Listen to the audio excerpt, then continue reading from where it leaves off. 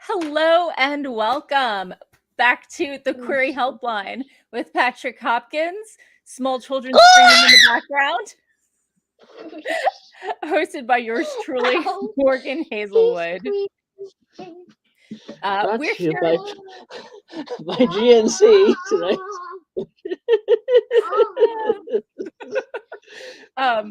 We're here because rewriting someone else's query is a million times easier than working on your own.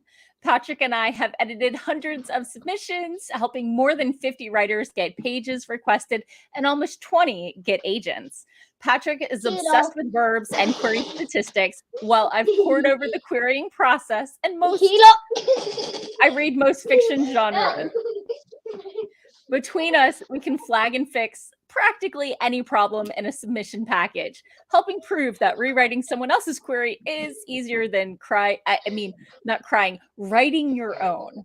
We will be performing our magic on queries, synopses, or first pages, or maybe pitches today. We do this as a fundraiser for reproductive rights because children should be a choice, not a consequence. And you should love them, not be wanting to send them to a coal mine. I mean, nobody likes their kids all the time. It really just doesn't happen that way, because children are leeches.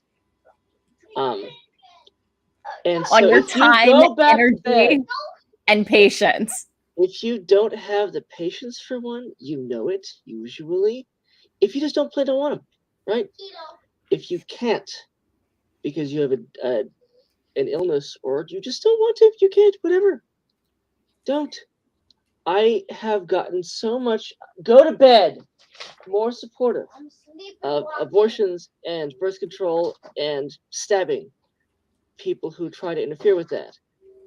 The stealthing is a fun thing. Since I had kids, because I wanted them a ton, and then I discovered, oh my god,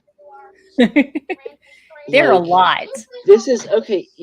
If you're familiar with the fatigue of finals, that's every day. Because I have gone from being able to sleep sitting up in a moving vehicle, making noise. I just go to a leaf falls in Peru when I wake up. Like, I have to sleep alone because my kids are like, yes, what, okay, it's fine, okay, come daddy, okay. And if you don't want your life to change massively, don't have kids. I am not a hater of children. My sister has 2, but I just haven't been in a situation where kids are, the next option. And I realized in my life that it's not that I don't want kids. I know I will regret it as a path not taken, but I do not actively want children, and all children should be wanted. Yeah. Not just, I'm married and we're happy. What's next? Babies. No, it needs to be a choice, not just an expectation. And if you want to spend time with kids, there are many options for spending time with kids who need healthy people around that don't involve you having to do it all the time. I have a friend who fosters kids, and that's great for them and great for other people too. And it means that sometimes she doesn't have kids. And if you can't handle them all the time, I have an uncle and aunt who wanted to have kids a ton, and it didn't work out great for them. And so they used to come visit us every week to have their fill of kids. Yeah. She's multiply disabled. They're in their 60s now. So they can handle kids a little bit, but then they go home and they have themselves and their cats. Yeah. And they're good with that. Yeah. There are many options. I have a roommate right now with an 8-year-old who's here every other week, and he's great. He's quiet in the mornings, never wakes me up, and I see him, for dinner, and then wave him off as his mom herds him off to bedtime and bath time. I should not be hearing that. Go to bed. No! And it needs to be a choice for everyone. And just saying keep your legs crossed isn't an answer. You can't know, because people are stronger than you. I my upper body, and I don't work out anymore. I used to, but Same. I'm not 25 anymore. Same. But it's not hard to learn how to wedge legs open. It really isn't. Especially if you're in, say, your 30s and you're dealing with a child, and I say a child, legally speaking, 17 is a child, 13 is a child, 10 is a child. These are ages at which people get pregnant. You can very easily wedge someone's legs open. They can be trying really, really hard because they don't want you doing that. And you can get positioning and use drugs to get them And open, there's do what you want. also the fact that there are more than 3 options. It's not just fight or flight. There's also freeze. There's also fawn. If you know you can't get out, you make the Yeah. best of it. And that Yep. doesn't mean it's not going to be traumatic and No. horrible and unwanted just because you fall into the fawning thing. Pretending. Yeah. Yeah. I'm done pretending. You need to go to what? This is. And this is why children should be a choice. Hi, welcome back. Yeah, thanks.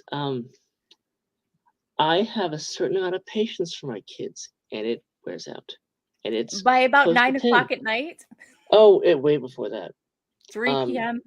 Because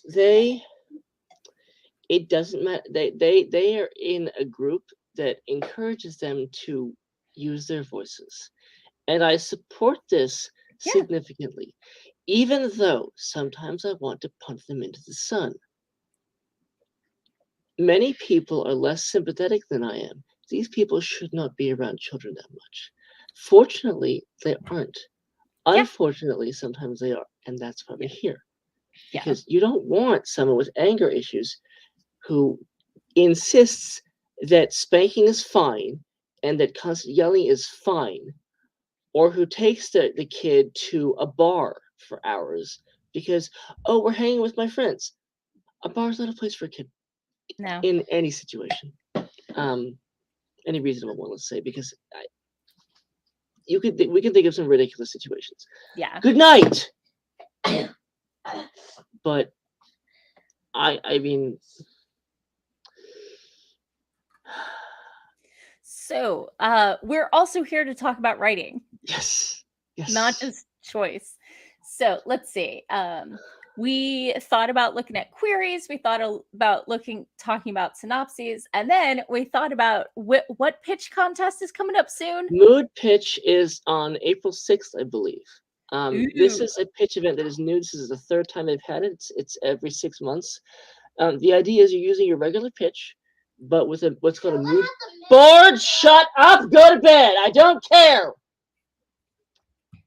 Again, children should be wanted, especially when they should be asleep. I want them to be asleep and wanted. They don't like bedtime. No child likes bedtime. Anyway, Mood Pitch is your pitch plus a mood board, which is pictures that represent your book. Now, I am happy that I don't do this because I hate mood boards. I don't understand mood boards. I see a picture and I'm like, okay, what is the relation of this picture to your book? The fact you have blood dripping, what does that mean? I don't know why, but whatever. However, the pitch part of it is still huge because mood boards are significantly also about entertainment, and that's fine. That's a great thing to have. But tonight, we're going to ignore the ever-loving out of the mood board part of it and look at the pitches, which I have significant experience helping with. Yes, very true. A little, small, tiny preamble first. Before we get to the spreadsheet and Morgan's old pitches, which I'm going to beat up lovingly. Pitching is a terrible way to advance in the writing community. Yeah. Awful. Grotesque. Do not hang anything on your pitches. Here's why. Number one, you can't okay, when you query an agent, there's a reasonable expectation that agent will actually read your query. Yeah. If you pitch, there is 0.000%. There is no guarantee whatsoever that any agent who might ever in any universe represent anything resembling your book will see your pitch, because there are thousands of pitches, and these events are held during business hours when agents are doing business. Reading a pitch is not business. It is a voluntary activity, like reading a query. And just as you get query rejections at 4 a.m., at 6 p.m., non-business hours, that's when agents are reading these things. So number one, you should not expect to see a like. Yes, go ahead. No. That was me numbering for you. You should not expect to see a like. Oh, cat. He said lovingly. You shouldn't expect to see a like within the first 12 hours. No. You shouldn't expect to see a like at all. Because even if 400 agents are looking, again, thousands of pitches. For one pit mat a year or two ago, I think there were 19,000 of them. I did the math on that, and let me break it down for you very simply without using numbers. 0%. You aren't I have a spreadsheet of about 300 successful ones. That's from culling from about 4 years of pitches, okay? Yeah. Twitter pitching is a horrendous way to get an agent. So have fun with it. Meet people, improve your editing, improve your writing, get betas, whatever. But you should be find things about it you can control, because you can't control a like. You can't control you can't guarantee that an agent will see your pitch, particularly because you can't tag them in these events. Okay, when you're querying, you can send the thing to the exact agent you want, and there is a reasonable chance they or their assistant will read your query. You can't do that with pitching, because that is all that would happen if you did. Aaron Clyburn and James McGowan and all those big agents would get thousands of tags, and they would very quickly say, nope, I am not reading any of these. Go away, please, and thank you. Please query me instead. And to their credit, many agents have said, hi, pitch events are a cattle call. I cannot read every pitch. So if you think we'd be a good fit, look at my manuscript wish list. Look at my tweets. Look at my agency bio. Look at these things that I have set up for you to read that have what I want. If you think we'd be a good fit, query me. Okay? Do it. Because, as I have said, but perhaps not the same week of the pitch event. If you are ready to pitch, and that's a big if, because most people aren't, and I say that lovingly, because 75% of the writers whose work I look at, they're not ready to query. They think they are, but they're not. But if you are ready to pitch, you're ready to query. My final thing, and then we'll get into actual pitches, because people don't always love me talking about this stuff. In my compendium, which I gathered from Carissa Taylor's database and some other things, Dr. Carissa Taylor, sorry, I have about 450 queries. 97%, these are all successful ones, and that they got an offer of representation that the writer accepted. 97% of them are from cold querying. 2% are from Twitter pitching. 1% from conferences. Cold querying is the way to go, because again, it's not limited in ways that I outlined and on my Medium account many months ago. I'm not going to do the math right now, because I think oral math is really hard to follow, but Twitter pitching is great for meeting people and seeing fun book ideas, and a disaster sauce of a fire of getting an agent or even getting a request. It's terrible. Don't do it. Then there are the agents who ghost. Yes. Oh God. Yes. Oh Lord. Okay. This happens particularly with agents who are trying to get diverse authors. What happens is they'll request your materials and they say nothing for months. And like, if you want to, virtue signaling is kind of awful. I don't want attention from being queer. I want attention from being good at what I do. So don't request that from me and then just go, oh, I mean to reply to that guy, but I just can't. If you are choosing to request, choose to reply. Now, Morgan, do you have failed pitches that I can... My thoughts on query pitch parties. First off is they used to be a little more successful because fewer agents were over them and fewer people knew about them. But as they got more and more popular, it was much easier and easier to get lost in the crowd. I'm a huge anti-fan of the way that it used to be you would comment on it to show your support. These days, you quote retweets, and the person with the most quote retweets are the 0.001% that anybody ever sees. And those are going to be the high concept stories. I have in the early days, like 5 years ago, gotten some likes from agents or publishers, and they tend to be either publishers with no record, which are a little sketch, so definitely do your research. Just because there's no record doesn't mean they're not quality, doesn't mean they don't know what they're doing, but it does mean you need to do your research and make sure they know what they're doing. And I did get a couple likes from some agents, and they led to really quick rejections. Because if I've done a lot of research on a lot of agents, and if they weren't already in my to query list, there was probably a reason I didn't think we'd be a good match. And so all the query request did was get me looked at faster. It bumped me up in their queue, so they responded sooner. But other than that, it didn't.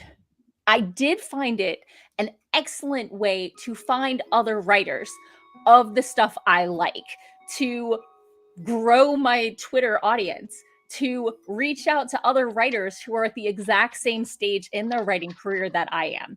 Actively querying, have finished that manuscript, not just still talking about that novel they want to write someday, who, have done at least a little research into how the process works. Even if some of them, finished in NaNoWriMo 2 months ago and are just throwing their hat after a quick line edit, it's hard to tell where they are in their process. But they have finished a manuscript and they want to get out there, and so it's a great way to connect with other writers.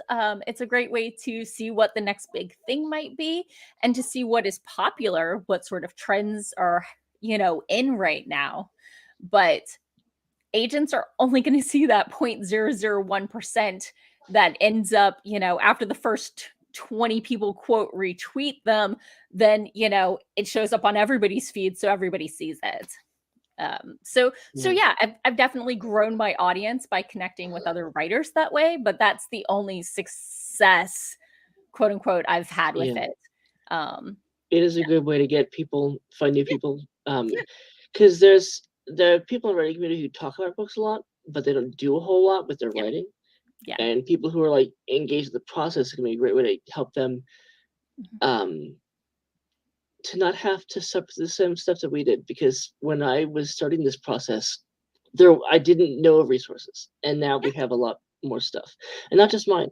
And then another thing I want to mention as well, you might get a like. That'd be fantastic. However, do your research. So many agents, there are so many publishers, and it can be really, really hard to figure out, okay, these people, are they legit or not? A couple things to look at. If they don't tell you their names, they're people who work there. Okay.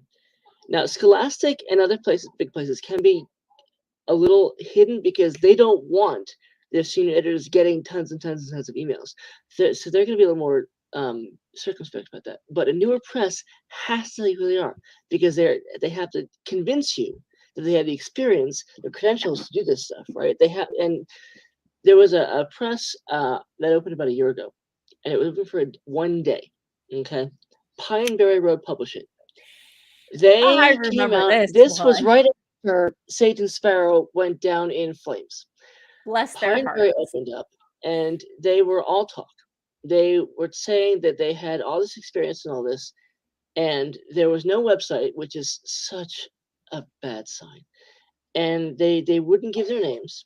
They wouldn't say where they had worked. And I alerted people to this because this looked really, really bad. There are ways to make it good. Launching is hard. You want a website? Yeah. To bed. Go to bed. No, wait. Melanie woke up and she's not going back to sleep. Okay, go to bed. Good night. We need you. I'll be right back. Sure. Okay. So finding a legitimate agent can be hard. One of the things you can do is you can just Google them. You can see if they have any people calling them out for bad behavior. You can check out writerbeware.blog. It's pretty well maintained. And one of the eh, one of the reasons to get an agent is a lot of traditional publishing houses don't accept submissions without one.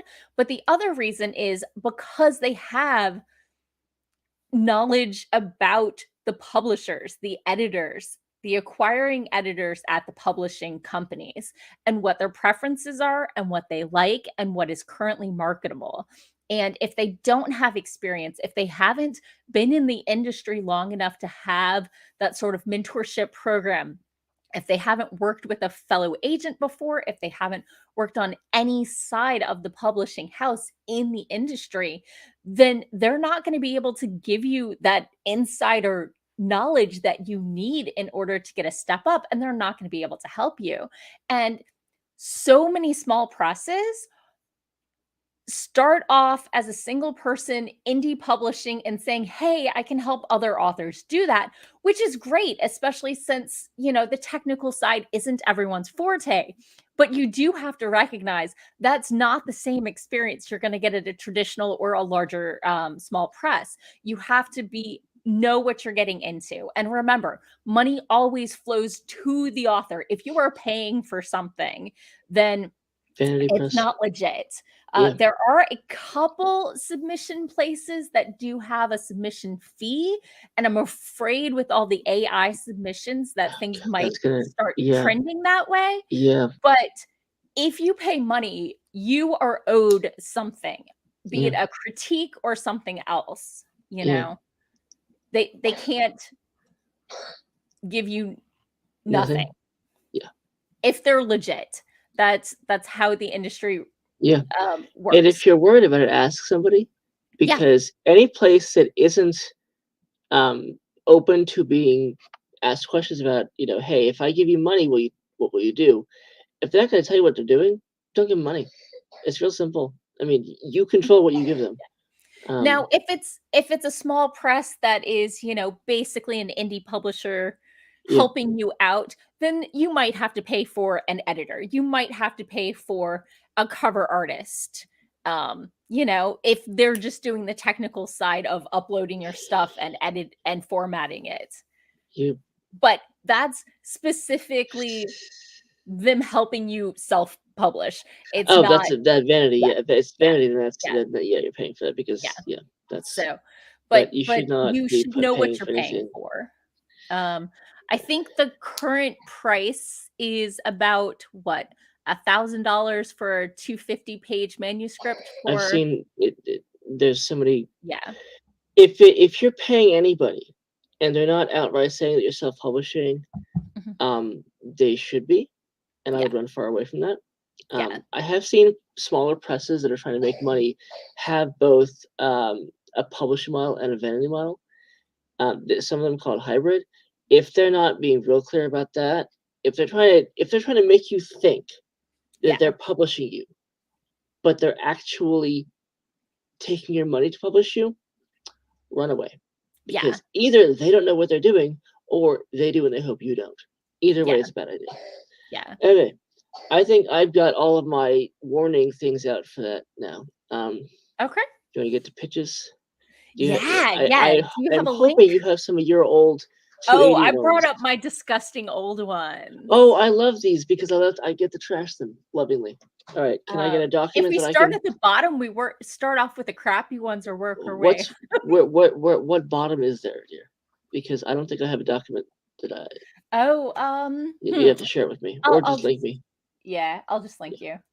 Please. I think you've been subjected to this one before. Oh, I don't, because if I've already. These are the only pitches I have ready to go for right now. We can look at some others if you have them. Well, we could have. Or we could just hit Twitter and see what they have from the last one. Let's look at Twitter. Let's see what they have. All right, whatever. Yeah, I mean, okay. While she does that, let me give you a gentle preamble to this. Most pitches are terrible. The reason for this is that most people have no experience writing this because it's not something you're taught. You're No. taught to write long, okay? People write long really well, okay? But writing short is a skill. You have to develop like anything else. And if you haven't developed it, then you're going to be terrible at it. I have been doing it for a long time. Okay, I've been doing it for more than 10 years. So, that's okay. All right. Woo, sorry. Okay. I just did last mood pitch. Okay. There we go. All right. So I have no control over what I'm seeing here. I'm just looking at these. Okay. So the comp count is good. Don't go down, please. Sorry. We're not looking at the. Okay. Thank you. I'm good. I stopped. So a big thing about the comp crown is that you can comp anything you want. Okay. The comp rules don't count when it comes to Twitter pitch parties. The bigger name, the better actually seems to do. Yeah. At least as far as resharing works. So for a query, you generally want at least one recent title. Yeah. It doesn't have to be a book. It depends on what the agent wants. But for Twitter pitches, you could comp Beowulf, the Iliad, and My Left Foot if you want to. Now Beowulf is about 1,500 years old, I think. The Iliad is 2,000, 3,000, something like that. And My Left Foot is an autobiography written in the 50s or something. Oh, I thought you were talking about your actual left foot, which I assume was if you did that, you'd want to lowercase it, is all I will say. Right. And I would assume it was a thing about combining those two, but also dancing, but a person who really can't dance. Well, I was talking about, let me look it up. Chrissy said Chrissy Brown. He had cerebral palsy, and he was able to control his left foot, and that's how he wrote. Oh, okay. Okay, so this pitch by Chloe. Let me read it for those listening along at home. Supernatural times Sophie and the Bone Song. 18-year-old trans Rowan can barely manage chronic pain, along with his entry into the monster hunting competition required to graduate high school. Throw in a frustratingly handsome archangel and things get even more complicated. Hashtag mood pitch, hashtag YA.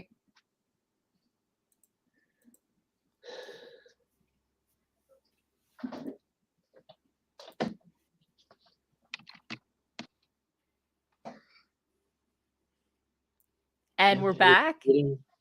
There we go. All right. Okay, so Supernatural is a huge title that there's Supernatural has 15 seasons, I think, and probably shirts, and I believe they have booths at conventions, and they're big, huge people. Anyway, point being that if you are aware of Supernatural, the genre horror or whatever, you probably know Supernatural. Sophie and the Bone Song, I just looked up. Okay. And it is a gay book that came out in April. So it's possible you could actually use that combination in a query. The thing you'd want to do is the specific elements of it.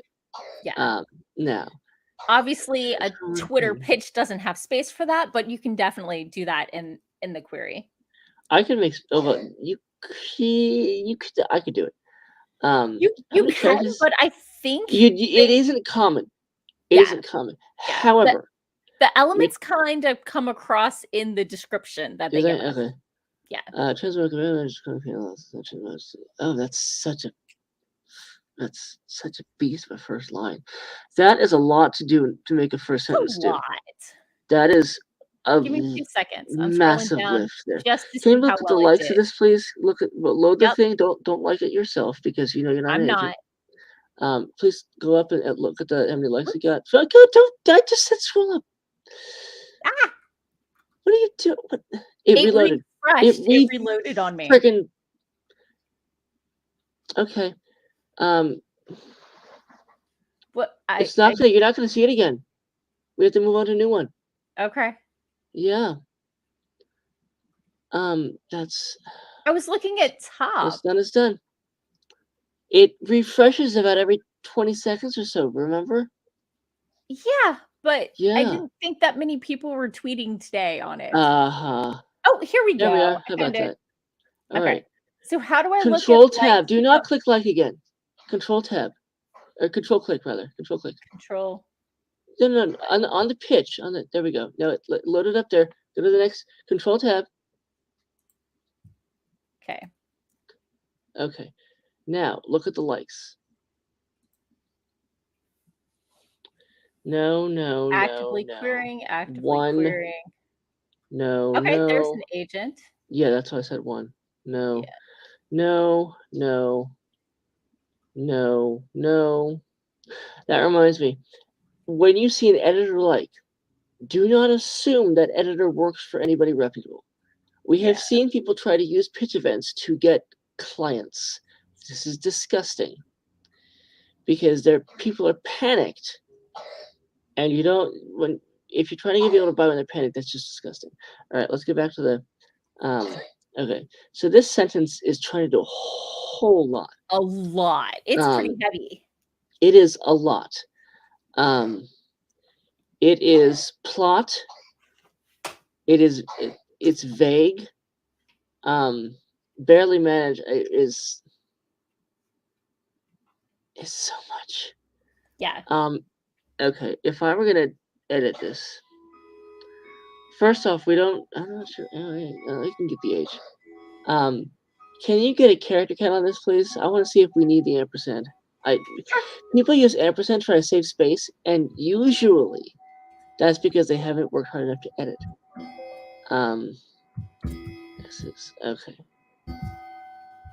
Yeah, that's why. That 274. That's why. Okay. Yeah. And that's why high school is one word too. Yep. Okay. They wanted to put all the own voices in there. And they wanted to get all the plot elements. Yeah. Now, if you want to have a pitch that's all plot elements, there's a way to do that. You just do it in a list format, right? Yeah. And that is a format that is. Let me grab it. This is clearly a trans story about chronic pain and a high school story with it's a trans kid in a monster hunting. Yeah, monster hunting, high school setting. That whole subgenre. Every genre has its school as exposer of plot and instigator of things. And this is that, and that's fine. Yeah. Let's bring up that. I'm gonna get my my pitch spreadsheet up here, so you can give it to them because. Okay, here we go. Stop that. Is that? Why is it going so slowly? Okay. Here it is. Now in this spreadsheet, you will see I organized it by pitch format. Because if you want to do a list pitch, you can. There are ways to. I've seen it done successfully many times. But what you don't want to do is have all of your plot elements be the sentence, because we don't really know what's happening in that book aside from the setup. And there's a way to do that setup. Lists, there, column C, right there. Okay. Yeah. If you scroll down, I have probably several dozen of those. Only 12. All right, whatever. I could get more, but I just don't see the point. I mean, once you've seen 10, you either have it or you don't. Yeah. The most common thing is character does something. But for the character to do something, there has to be some element of, back and forth with the plot. Because if they don't, then what happens? We don't get that with that pitch we just saw. I'm looking at Pit Dark. I can probably switch sheets if we want more lists. It's everything I have there. Everything I have is there. Gotcha. Yeah. Okay. I'm so glad I didn't name anything poorly or unkindly. But if you scroll, for example, if you control F PB pitch, I'm pretty sure you'll see something there. There's a DB pit right there. See, I started with Pitman because it was the easiest one to do because there's so many pitches. Because all you have to have for Pitman. Oh, Control C, please. Oh, that's fine. You're fine. Never mind. You switch tabs. All you have to have for all you have to have for Pitman is a book. So it's everyone. Whereas for PB Pit or for some of these other ones, it's more selective. SFF Pit for one. Yeah. So anyway, let's look at some successes. Sure. So I these thought are this all pitches was the that successful got ones. an agent like. Yeah. So let's go. The quote is it. Do not start with a quote. Because quotes are usually more watered down than you want to have. Yeah. And they don't show enough of your book world.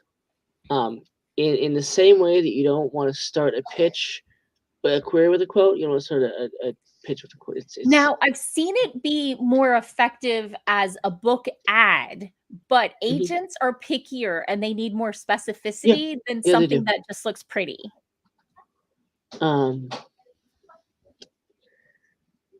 Okay, let's Or see, dark or whatever you're going for. Yeah. It's really hard to do a quote well. Oh my God. Anywhere I move my mouse, there's a hover text. Is it? That's weird. I don't know make the hover text go away. All right, let's go. Sure. Why don't I we need to do verbalize the different categories and explain them to our so watchers. The most common one that I see, and I have them all in my in row 2 up here, is some book or whatever thing. I type media there because it's a catch-all term. Meets or X media. For example, Mexican Gothic and Midsummer. Character does something, which requires a verb, and a way you can tell that it's that you need something else is if your verb is terrible.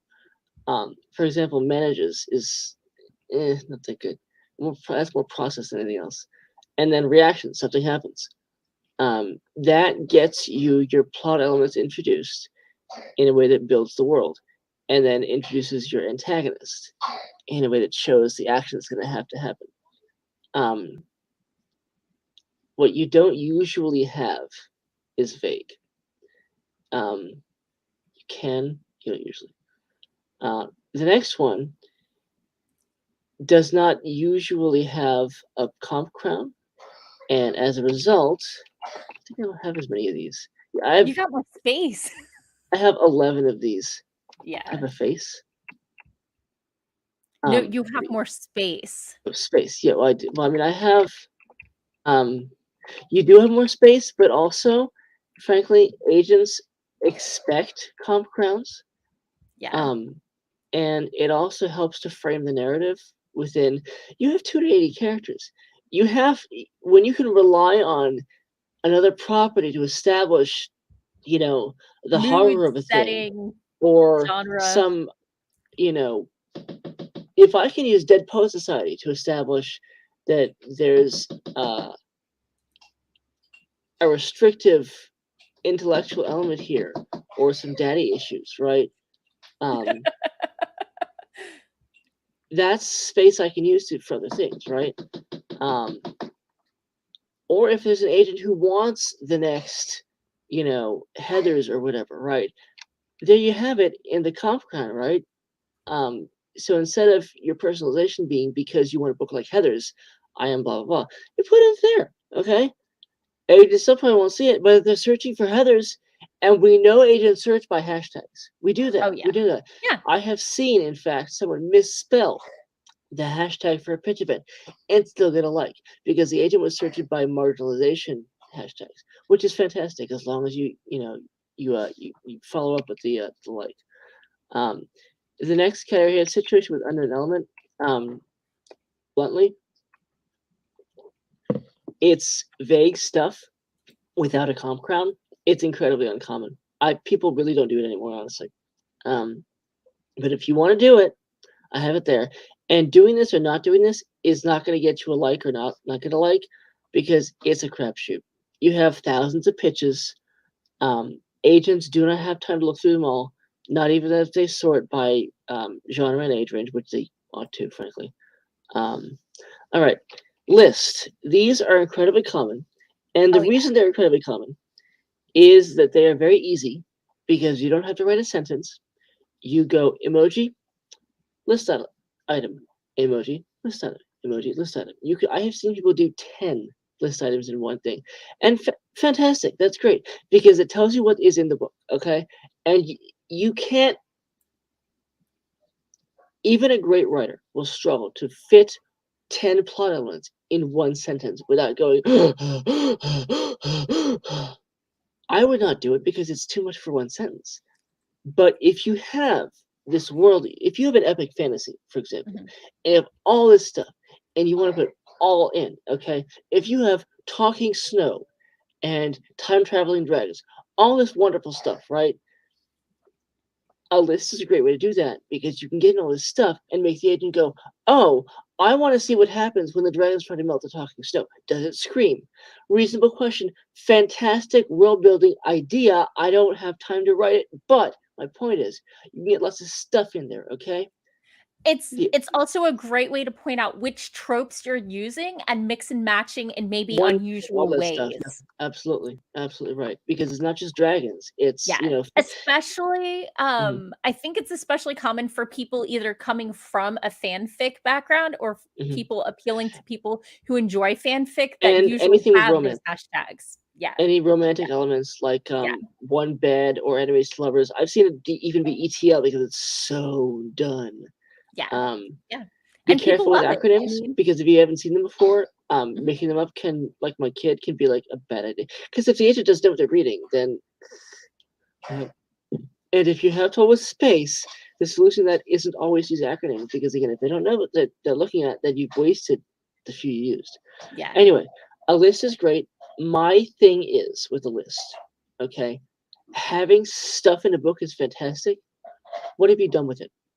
Okay. Because you look at this list here, okay? A merchant, a prince, all this stuff, okay? And they each follow up with what they want, which is great. And then they get what they want, okay? That's what happens with them. Because merely saying I have snow and dragons. There's a verb. Have is a terrible verb. Get. Here's one here, okay? This is nouns. This is these are complex nouns, okay? And then we have, I'm pretty sure the original for this was item, how to these librarian, okay? So you've got this list established here. And then at the end of the question, you have the actual point of it, right? Phyllis. And then somebody else, right? So you're bringing them together in a way that keeps surprising you. This should have hashtags. I don't know what happened there, but I'm pretty sure it did. In fact, I know it did because I was grabbing this from Pitman. And for that, I was looking through many Pitman pitches.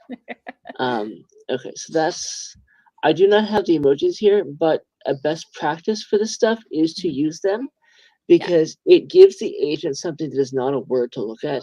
And having looked at, I have gone through some of these things until I physically couldn't parse language. I needed to take a break. And at that point, I could still understand pictures. I couldn't do words. And agents will get tired. You want to make their lives easy by giving them the reinforcement of, hey, look, there's a witch. There's a thing in my room, there's a witch, right? Picking the right emoji can take almost as long as picking the right verb. It's a challenge.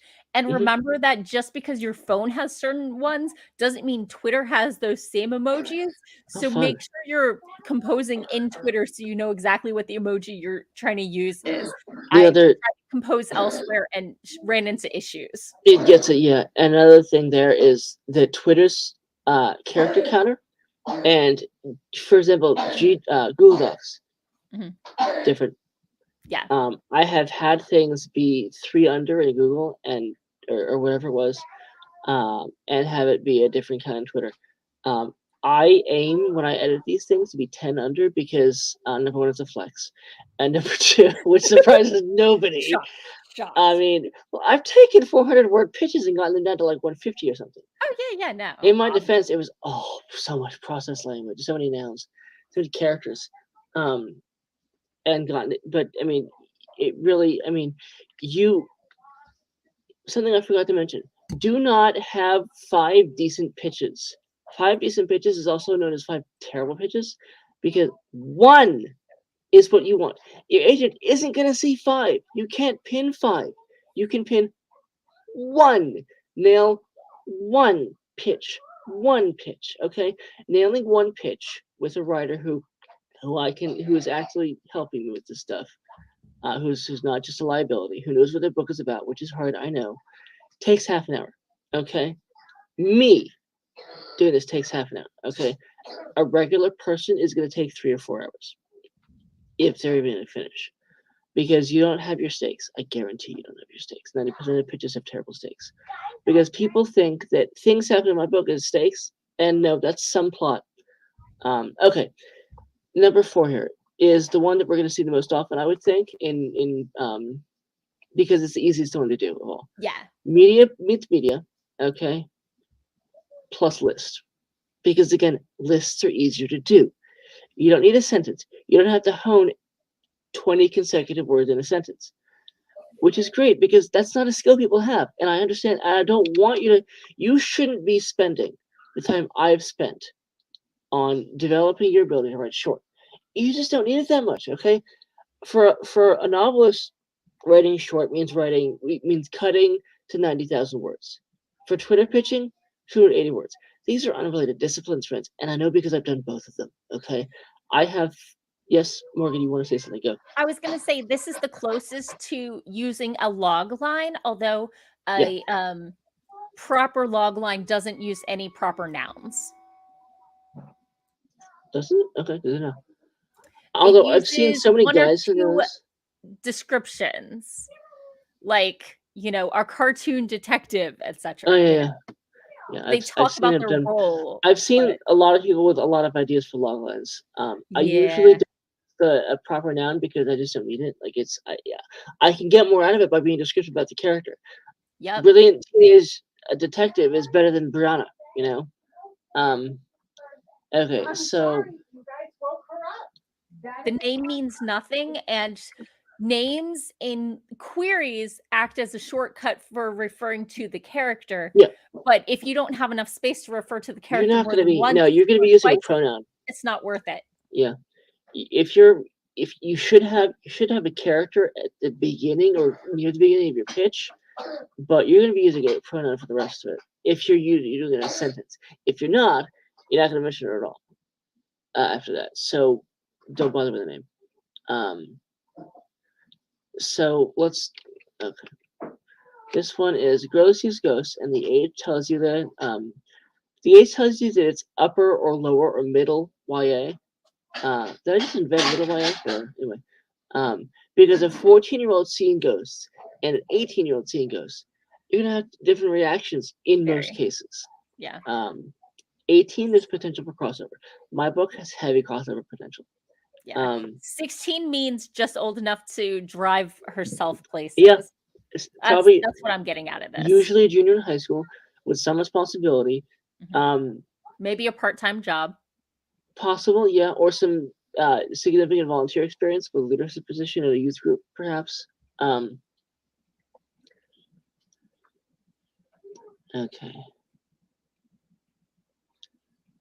Yeah, this is people. I steer people toward lists because it is easier for them, and usually they want to put in more of their book than you can do in sentences. Because sentences have things like connecting words, and connecting words take up space. Yeah. And most people don't have the experience of finding words that can incorporate connecting words, like prepositions. Finding a word that has its own preposition it's a skill you have to develop. And many people don't have it developed, and that's fine. But I've been doing stuff like this with headlines, other really tiny text, or confined spaces for more than a decade. Nobody should have this skill developed, unless you're in the book world, and I mean the advertising part of it, because there are people who get paid a lot of money to come up with 6 words that will, really get you. But that's a skill you have to develop, and it takes a lot of time. And writing a book is not the same thing. Writing cover art is its own discipline. Oh yeah. It's not just Titles art. are their own discipline. Yeah. Back cover stuff, its own discipline. Yeah. As a writer, you should be focusing on what you can contribute, and that is your book. Mhm. I do not recommend people try to get good at queries because it's a lot of. I have spent conservatively. Sorry, go ahead. You had a thing. Go ahead. Do yours I first. spent conservatively 4,000 hours on queries. Conservatively. If you look at that by number of days, I'm probably what, 500 hours? at 8 hours a day, 4,000 hours is 500 days, a year and a half. Don't. There are people for that. And especially don't, because you won't know you're terrible for a long time, and you won't get good for a long time. Yeah. So you'll be a liability, and that's no fun.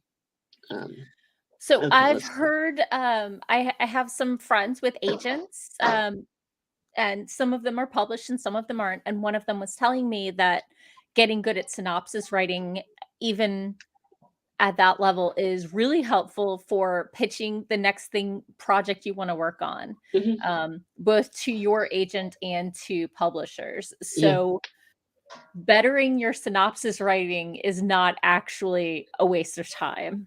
But it's also marketing, and it's a different level of. Yep. And I've been told that the synopsis. We hate them, but I don't hate. I don't like how long they are, but I'm pretty good at them. I've been told that synopses, when you already have an agent for your next book, are not one page. So it's a different skill set. It's more like 5 they're pages. also notional, and nobody expects you to write exactly that. Yeah. Unless you are doing media tie-in work, in which case media needs these are the spin-off books for like Supernatural or Jurassic Park. There was a Full House. There was a Scholastic book fair thing a long time ago, and I bought a Full House book because I thought it was an episode I hadn't seen, and then no, this is just someone wrote the TV show as the episode, and for that you have specific things that have to be in there because they happen. I would not be able to do that because my characters do their own thing. See, I know what Brianna does now because I've been writing her for 5 years now. But I mean, if I just met the person, I have to just free write with them for a long time. I have some friends who do media tie-in fiction, and that's where they make most of their money. And you have to love the show, you have to love the characters, and really, it's paid fan fiction basically. But the media, the corporation that owns the characters, will tell you if they're allowed to do that, if they're allowed to use that curse word, So everything has to go through corporate. So you have to play by somebody else's rules, but it means you get to play with their characters. So for some people, they like playing in established worlds and putting their spin on it. So it is a career option. I have no clue how to get into it. Yeah, I was invited to do something like that about a year ago, and the contract was terrible. It was a foreign company. I don't know if that matters, but I just put it out there. A company, the company is based in a country that has copyright laws that I might most charitably describe as vacant. And basically, they could do whatever they want. I was paid a flat rate. They could do whatever they wanted with my media, make more money off it. I couldn't. I had no control over anything. And no, because if they're gonna be derivative works off something that I create, check please. And they were like, we'll take all the money and you'll do what we tell you to do. That's not creative. That's coercive. So I said thanks, but no thanks. And that's where my Sarah Palin invitation ends. Okay, the last one I wanted to have Am I the Asshole ones, but I just didn't find that many. They made that we can find some if you want. Look at them, but it's a copy off the Reddit thing. When it's done well, it's great. When it's not, it's really trying too hard. And some books don't work that well. I mean, if you have someone who's seeking vengeance, they're not going to be the asshole. That just is not going to work. If you have a children's book, pretty hard to do. Memoir can be very hard to do. Anyway, the situation with known element is just more specific than with the unknown element. The thing I want to emphasize with these, the comp crown, I helped popularize it, okay? Because it didn't used to be a huge thing, but it really, it combines the usefulness of comps with the availability of popular stuff you can use, because you can comp anything in a Twitter pitch, okay? You don't have to worry about how old something is. You don't have to worry that you're comping something that's too new. You just do it. It helps frame your pitch, and if you can't find anything like yours, you usually there are two things that have happened. Either you're not looking hard enough, or you're trying to frame it the wrong way. For example, I have not found a book that has my combination of mental health concerns, child abuse, treasure hunt, and gayness. That doesn't mean I can't comp anything. It means I take other stuff, okay? It means I can go, for example, National Treasure plus queer plus Good Will Hunting, okay? I don't have the queer history part anywhere in there, okay? But I have gay plus a thing, okay? You can put feminist plus Macbeth. You can put 1950s plus Taming of the Shrew, all right? You can use these sort of what you might call cultural milestones, markers. Sure. You can have Sweet 16 plus, I don't know, 8 Men Out. It doesn't really matter. But your comp count doesn't have to be media. It can be the setting. Let me show you one. I know 8 I have Mile one here. plus Quinceanero. Sure, why not? Nero, sorry. I'm very bad at speaking Spanish. Here's what 10 is Narnia, which is not a book, plus Pan's Labyrinth. I know I have that. I just have to. There's okay. I've seen. I know I have seen this. Oh, here. There we go. Feminist Lord of the Flies. A19. A lone woman stranded on an island, and already we see the comp right there. Okay, with the cargo ship's crew, the rise of savagery, the loss of social decency. She must fight to keep her autonomy and escape the island, or this. They should have ampersand instead of tude. Okay, honey, thank you. Good night. That is the wrong two, and they could have ampersanded. You know, it kind of like. I have issues, but okay. Yeah, we already knew that word.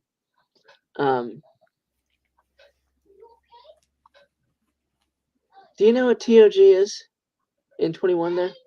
I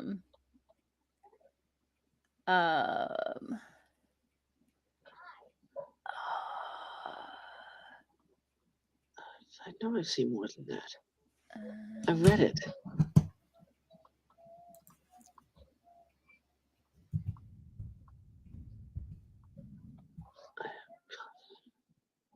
Throne of Glass.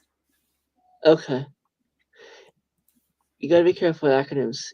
If people don't know them, and also hashtags that don't exist. It's Moss. So somebody. If you're using a hashtag, because you want to distinguish your book, okay, make sure it is an officially recognized. A52. Make sure it is an officially recognized one, because if it isn't, then agents aren't looking for it. Okay. Yeah. If you have a poetry collection and the pitch contest doesn't take poetry, using hashtag poetry probably not a good idea. Yeah. Where are we? Another thing that can help with these concept or culture tags is if you have an Indian setting, okay, you don't have to give us 5 terms to establish that you have Indian plot elements for whatever culture stuff you had in there. Okay, you say Indian, all right, and then we don't need to know. We don't need to see, sorry or whatever else. Okay, when sorry wearing blah blah blah. Okay, that might establish it in a query, but a pitch you don't have the space for that. Okay, that's that. Okay, let me just find a good verb so I can get doing a verb thing again. However, many successful pitches, especially if they're lists, do not always have great verbs. And the reason is, Sorry, because they want you to cry. well, that too. But a list is nouns. Yeah. And a lot of those things are going to be a blah blah who wants something, right? Wants is a simple verb. Communicates But a it basic does idea. give us stakes. It gives us stakes, or at least goals. Yeah. But you don't need to have yearns or strives or any of that stuff, because a list is about the character or the world building concept, right? Um, you talking snow, all you need. Talking is not a strong verb. It's what I would call a get over fastball. It does what it needs to do. Okay. If you Oh, want to put this is the yes, same thing we yeah, it saw is. in a Yep. different Yep. category. Yep. But you don't need to have. You can have. You don't need snow that reveals secrets. Okay. You can have secretive snow. All right. That's enough. You Yeah. don't need to have reveals because again, 280 characters, right? As soon as you start, you're done. So when I do the sentence-based ones, yeah, we work on verbs because we have to infuse a meaning into that stuff. But a Yeah. list-based query pitch, we do queries a lot here. A list-based pitch isn't going to have that. I might be infusing meaning into modifiers there, frankly. I've done it more than once. The thing that with those listings again is to show where the book is going. You don't necessarily need stakes; it does help. But if you have gay elves and dragons and dinosaurs and talking snow and a transparent castle, if the agent wants that stuff, that sense of adventure within those things, that's the job. Yeah. Right. And then the query will actually tell you what happened in the story. And the query might not even use the snow. Okay. You don't necessarily need it. It's a fun thing in the book world, right? You've invented a fun thing, right? Great. In my book, I have a lesbian castle. I do not have it in the query because it's a fun thing, but it's not the book. No. And if I were to pitch it, I wouldn't include it unless I were doing a list pitch because it's a fun thing. It's in one chapter. Yeah. Because it's where this thing changes a person and then they do the thing. I have a couple of portals in it. It's superpower things, and you get your power by going to this place, and then they go to do stuff. But most of the book is them doing stuff. So when they're on the road going from Massachusetts, which I'm writing now, to Indiana, actual thing that happens, that castle is nowhere to be seen. So my Facebook memories just let me know that 6 years ago I shared bad query bingo. Did I write that? I wrote it. Would you like to see it? The answer here is yes that we're looking for, right? Oh god. Oh wow. Oh wow. Oh I've done haven't done bashes. Haven't done I have seen main character POV a couple times. Me too. How often is it successful? 0.0001? I think I've seen it work twice. Yeah. No, 3 times. Because it's first person. I think we looked at both of those. And in both of those, it actually worked pretty well. Okay. But it's really hard to do well. And so many agents are looking for their queries to be done in specific ways. And if your message to them in your query is, I'm not following guidelines or expectations, that can be trouble for people. Especially if it starts off sounding like an autobiography and then they realize it's a novel and they're like, wait, what? Oh, they're doing that. Is about how that goes. It's very bad. The reason a link is bad, okay, is that raw text cannot contain a virus, but a link can. Yeah. And agencies don't have a ton of money, and they don't invest heavily in cybersecurity. And it wouldn't really matter much anyway because cybersecurity is a dumpster fire anyway. Yeah. So if they request an attachment, send one. Otherwise, unless you're linking to your portfolio. Yes. Or a blog Rules where you are have a little different for picture book illustrators. And honestly, in that case, if they have a concern about it, they can load it on a desktop and they can mouse over and see, okay, yeah, this link is fine. Yeah. I have seen one paragraph queries. Picture books. Oh. That's about it. Yes. But those are almost more cover letter than a true query in my... Yeah. I've done the queries CC to a lot to 5. That was 13 years ago. Yeah. And they were polite about it. That was nice.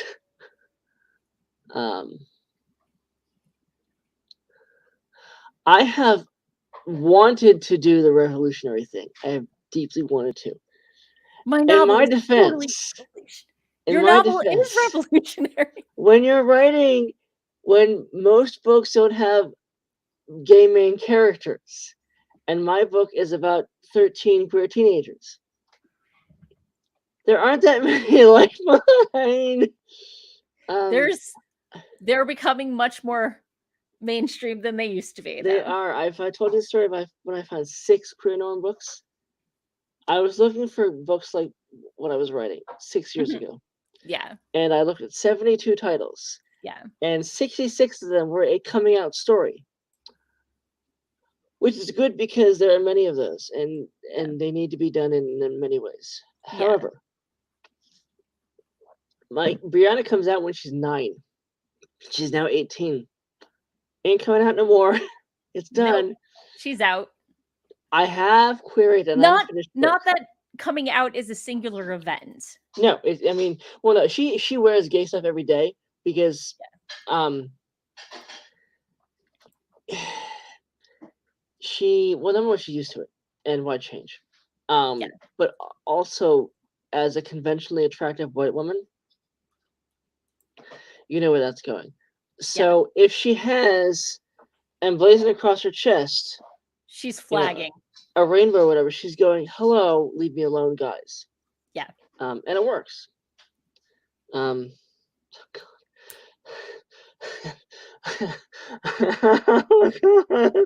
number of people, quotes from friends or family. Okay. All right. All right. I need to talk about this for a minute because here's the thing. Okay.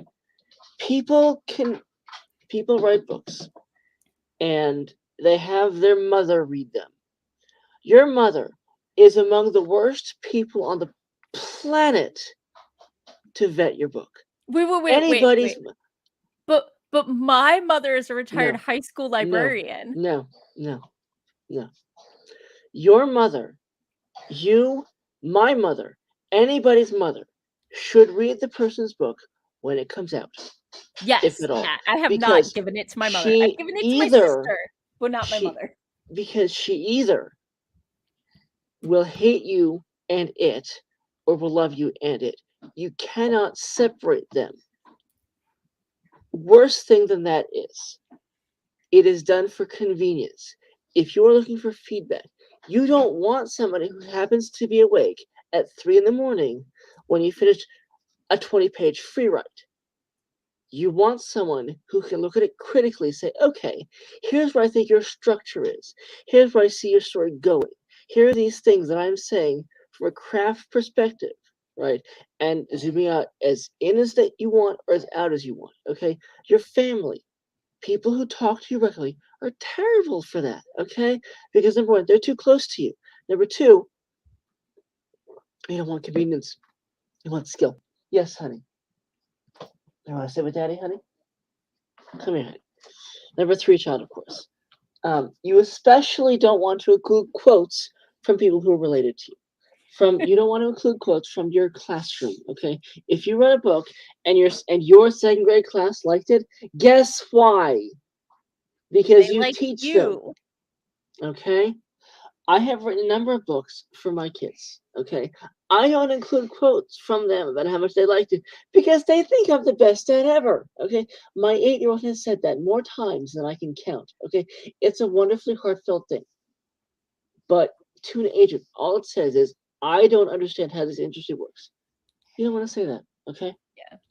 You like that? You like Daddy and Madeline together? Yay. Yay. We do. Yeah. Is that my hand? Yeah. Okay. So bios are interesting. Bios Yeah, interesting, aren't they? Is that a fun word? Interesting? Yep. Yeah. So you generally want to have a short She is very well behaved. She is allowed to be heavy. Be very allowed to be heavy. The jawbreakers work short. That is not supposed to make sense. That is not supposed to make sense. Jawbreaker. That's not the doll maker. Okay, you ready to go back to bed now? No. No. You would like a bed slam? No. No. Okay, bye-bye. So bios are harder because people don't have perspective on what matters. Yep. You can listing a hobby is great. Okay. Yeah. If you have won awards for your barbecue, I would think, yeah, go ahead and list that. It's a fun thing. It shows your dedication and your skill to something. Especially if the story centers around a family reunion barbecue. Or even if it doesn't, because here's the thing, okay? It's like college or hiking across the country. It shows you developing a skill, admitting you're bad at something, improving, being judged by your peers, accepting criticism, attending events, involving yourself in a craft community, and succeeding. Yeah. All of which is identical to fiction writing. It's a great thing to have in there, okay? Yeah. What you don't need to have is the 18 categories you enter in, okay? Best barbecued pickle, okay? And maybe one more. That's great. That gets the agent interested in you as a person.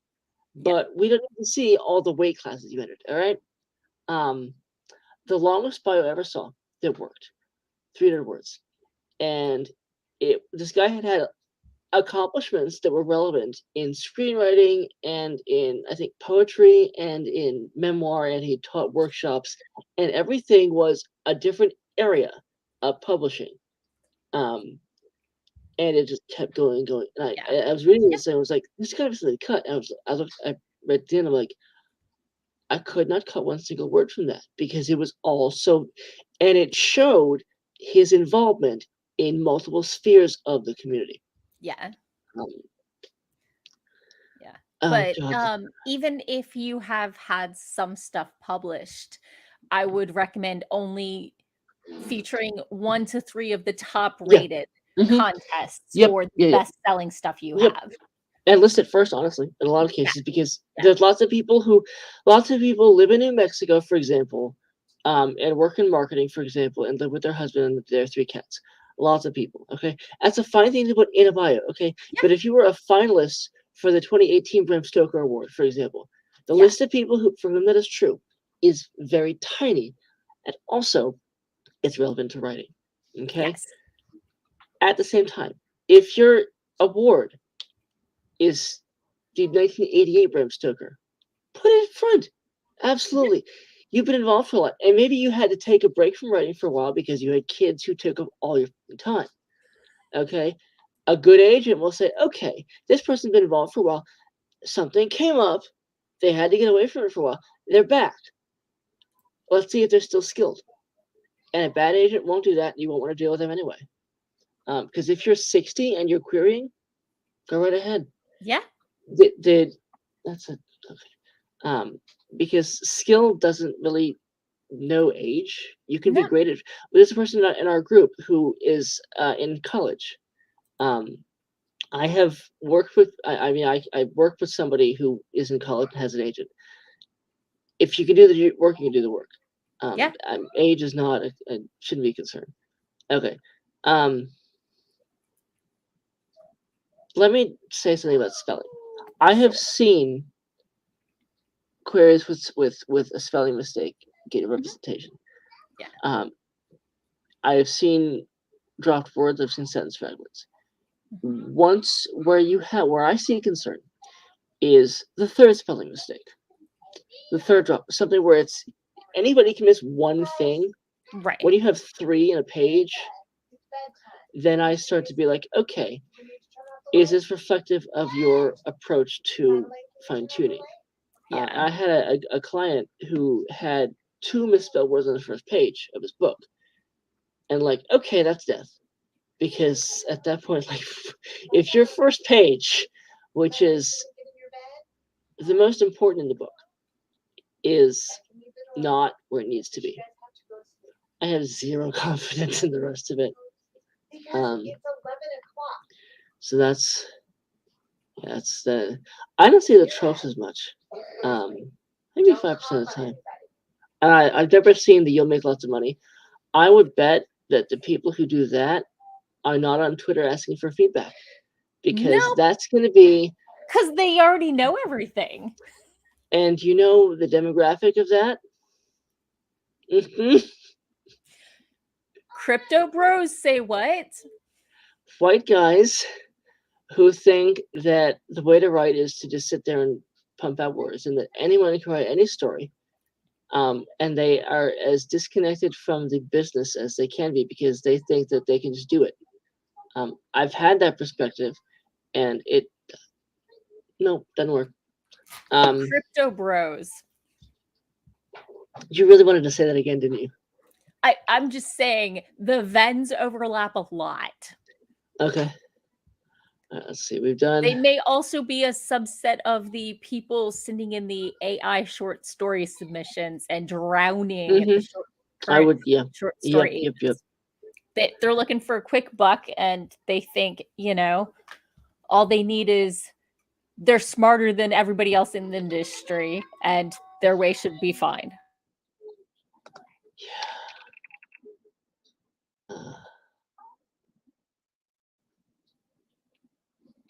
You find a good one and to do. Yeah, don't talk about what the agent looks like. That comes across as a stalker. And the thing that your query should be doing is talking about your story, not objectifying the agent. Yeah.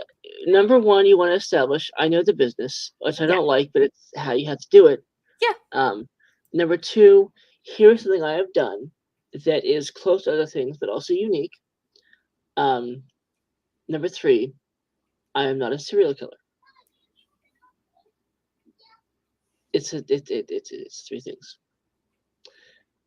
If you are talking about, anyone can make a comment about someone's appearance. It takes no skill. It takes, in fact, skill to withhold comment about how someone looks.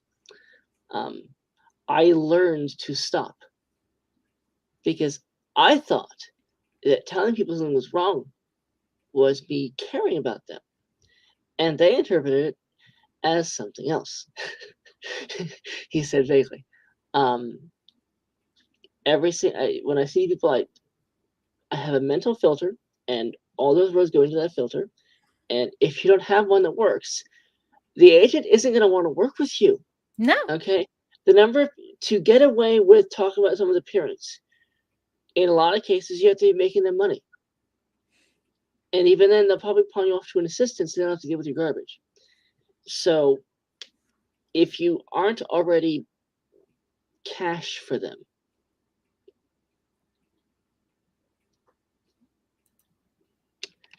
because they can't hear you thinking. Let's see. I'm looking for one that I really want to do, but I don't see any. See, these are also over so quickly. We don't have one for you that we can beat down into smaller, do we? I'm sorry, I don't understand the question. You don't have a really big pitch that I can boil down into. I've already worked like 9 of your Lilithandra pitches. Yeah, Lilibeth, I know. or whatever. Lilivan. Also, she changed names. She used to be Lillian. Oh. Okay, but you put a V in there for world building. Pronunciation and stuff and things. Yeah. And I've already worked your octopus thing, haven't I? I don't know that I have any space octopus pitches. Oh wow, okay. You have anything else? Because not that I do not miss queries or pitches at all. I do not. I used to love them, but yeah, I need to revise. So it's not ready right now, but I do have my middle grade school play story. That's the one we worked where your synopsis was non-linear, and we had a moment. Was it? It might have been. The after-school thing, and then yeah, you had gone 2/3 into your query. Oh yeah, no, I'm sure I did. Yeah. And you cried. I was as Whimpered. Well, I mean, so sometimes I do things for a dramatic effect to show you, rather than just saying we're gonna hate this. Why? I'm not actually that off. Melodramatic. But well, no, I'm not. You're not my kids, so that's whatever. Yeah, no. But it just to establish, I get dramatic sometimes, and I know that you are okay with me being. Yeah. Could you please stop with nouns? You're fine. Just like if you did, something about me in verbs, I'd be like, whatever, I don't care. Because I know who I am. Yeah. And that's why this works. Because I know that you respect that I have my thing with verbs, but you also verbs have their place. Yes, everywhere. Nouns have their place watching silently in a dark room. I mean, with no exit. An exit is a thing. Yes, it is a noun. It doesn't have a noun. And the dark is both a place and a description. Phrase. It's not a place. It is and it isn't. It's a description, but it's also... It's a description. It is. It's an adjective. It's a modifier. Dark is a place. Waiting in the dark. Yeah, that's a setting. I will agree to that. I know my nouns, thank you. Yeah. I wonder. My delicious nouns. We're besties. Let's see. Was there another pitch event recently? I want to say there was. Let me look. Here's Emma Lombard. Here we go. Emma Lombard's pitch calendar for this year, and we have non-Twitter Rev Pit. Let's go Rev Pit. Why not? Let's look at some of those. Sure. Yeah, last Pit Dark was October. That's not gonna. Yeah, I mean, it's last Pit. Yeah, Pitman was the one that stopped. Okay, here we go. This is all promotional. Blah blah blah. Nothing useful. I'm looking at the top one, and it's all Jenny, which I understand, and people talking about their plans. And didn't Jenny used to be? I'm going to read this out loud because it is close to how I feel. Sure. First, I will lovingly say that everyone thinks their prologue is really good and definitely necessary, and that in my experience, they very often are not necessary, at least. So in order to start with a prologue, you have to first have a good reason to, and then to go. We've talked about prologues. I have never read one that was both necessary and not doable as chapter 1. I don't know how else to say that. I've seen many debuts published with prologues. Mm-hmm. And I hope you sell many copies of that book, but I can't stand it already. I mean, you weren't going to read it anyway, so...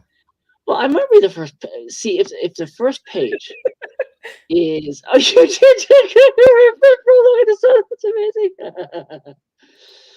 What? I was reading the thing, and you put it up there and found it with Red Pit Prologue. That's funny. That you put it up there.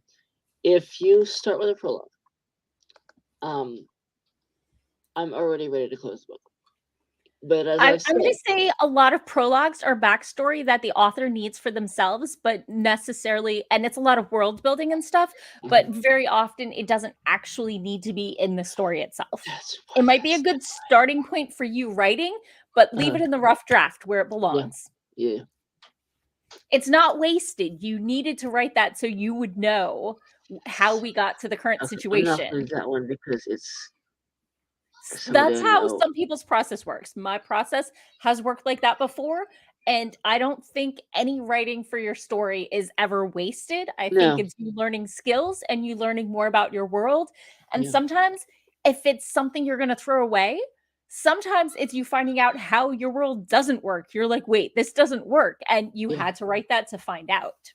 Yep. So. I have a file where I've been writing stuff that doesn't happen on screen, so on the page, but I have a character who isn't seen for a week and a half, let's say, and he has agency.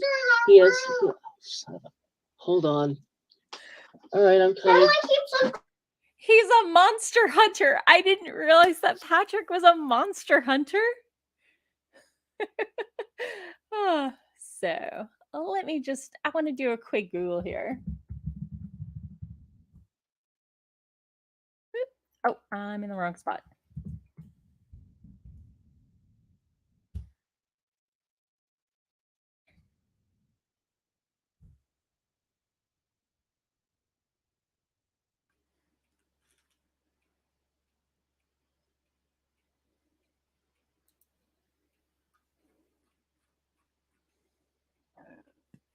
Excuse me.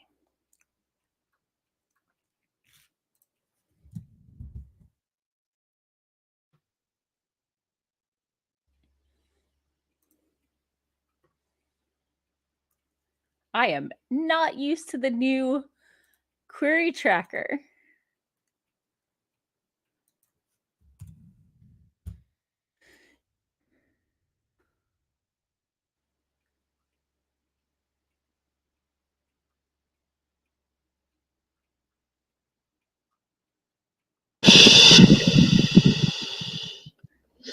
I hear that you're a monster hunter? So one of my kids was apparently opening and closing their bedroom door and shouting, "There's a monster! There's a monster!" Right. Which was, I guess, irritating to everyone, which is understandable.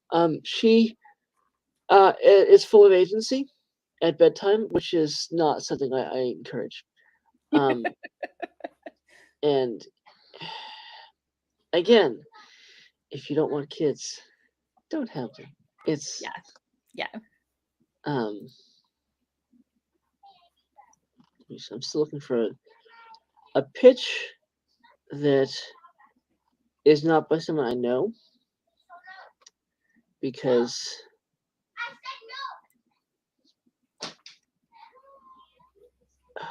I thought this was 4 days ago. But I'm not seeing the pitches part of Redpit.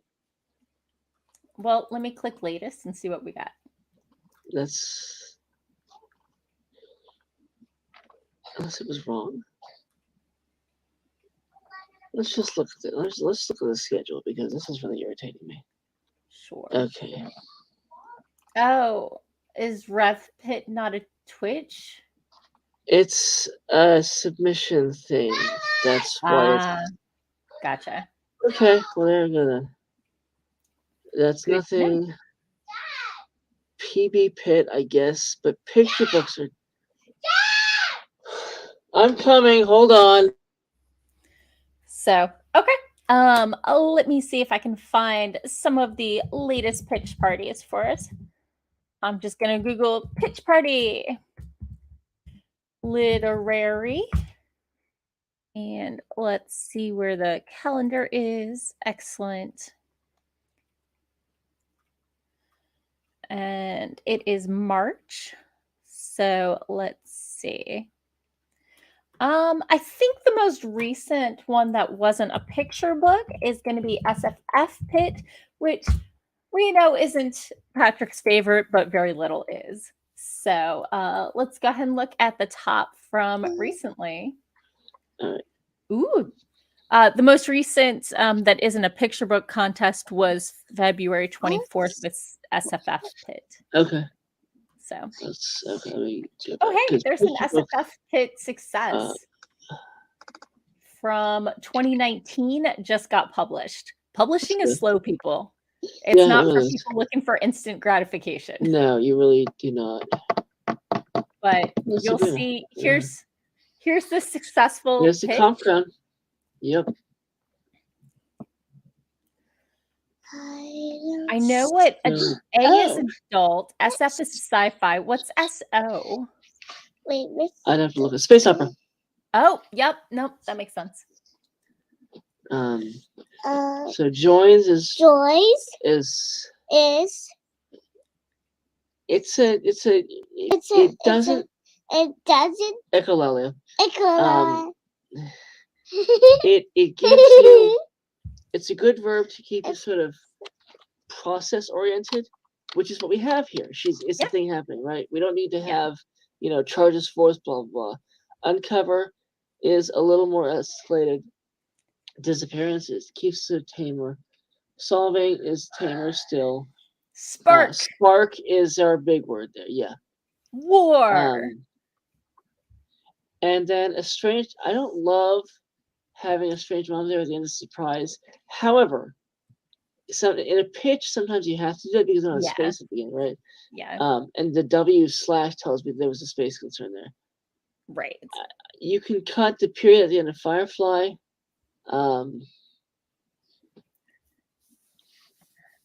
Uncover the truth. I could probably condense that some. You could trim a little bit, but not a ton, and it's not. It got a like, which is good. The verbs are tolerable. I mean, you don't always want to have amazing verbs, especially if the point of your language is to establish a non-controversial thing. If you're escalating something that's blah blah blah, that's not gonna the escalation there is not gonna do well for you. Yes, honey. Yep, that's the duck, isn't it? That's duck's. Okay, that's Sabrina's. That's. So if I got this, the first thing I would do is Google Athon Books. They already said that they're a new publisher trying to break the mold. So I would be like, are they a small shop indie published author just trying to help other authors? Are they an actual place? Are they a vanity press? So I just Googled them now. Yeah. They look like they put at least a little effort into their page. What is that? Their covers don't look like clip art. No, it doesn't look like someone stapled a picture onto something. Right? Yeah. So, although I have seen better covers than that. Yeah. I've seen a lot worse. Looks to me like sort of very energetic middle grade. Yeah. And that's fine. There's nothing wrong with having a young adult cover because kids, they look for that stuff. I don't recognize any of the titles, but I don't necessarily know that many people. Today we got. What I do, I get for most pitch events, I end up getting asked to evaluate a publisher or an agent that I haven't heard of because I've heard of many of them. And what I do generally, aside from look at the website, which I always vet every single time, and if they don't have one, that's a huge red flag. Yeah. I would in this case go Google Athon Books controversy. Yeah. First thing I did actually was go to Writers Beware, but there's no results, good or bad. Yeah. And if it's a friend who's asked, I will usually be more specific in looking for things like racism, bigotry, homophobia, stuff like that. Because sometimes you have to be that particular to find certain words.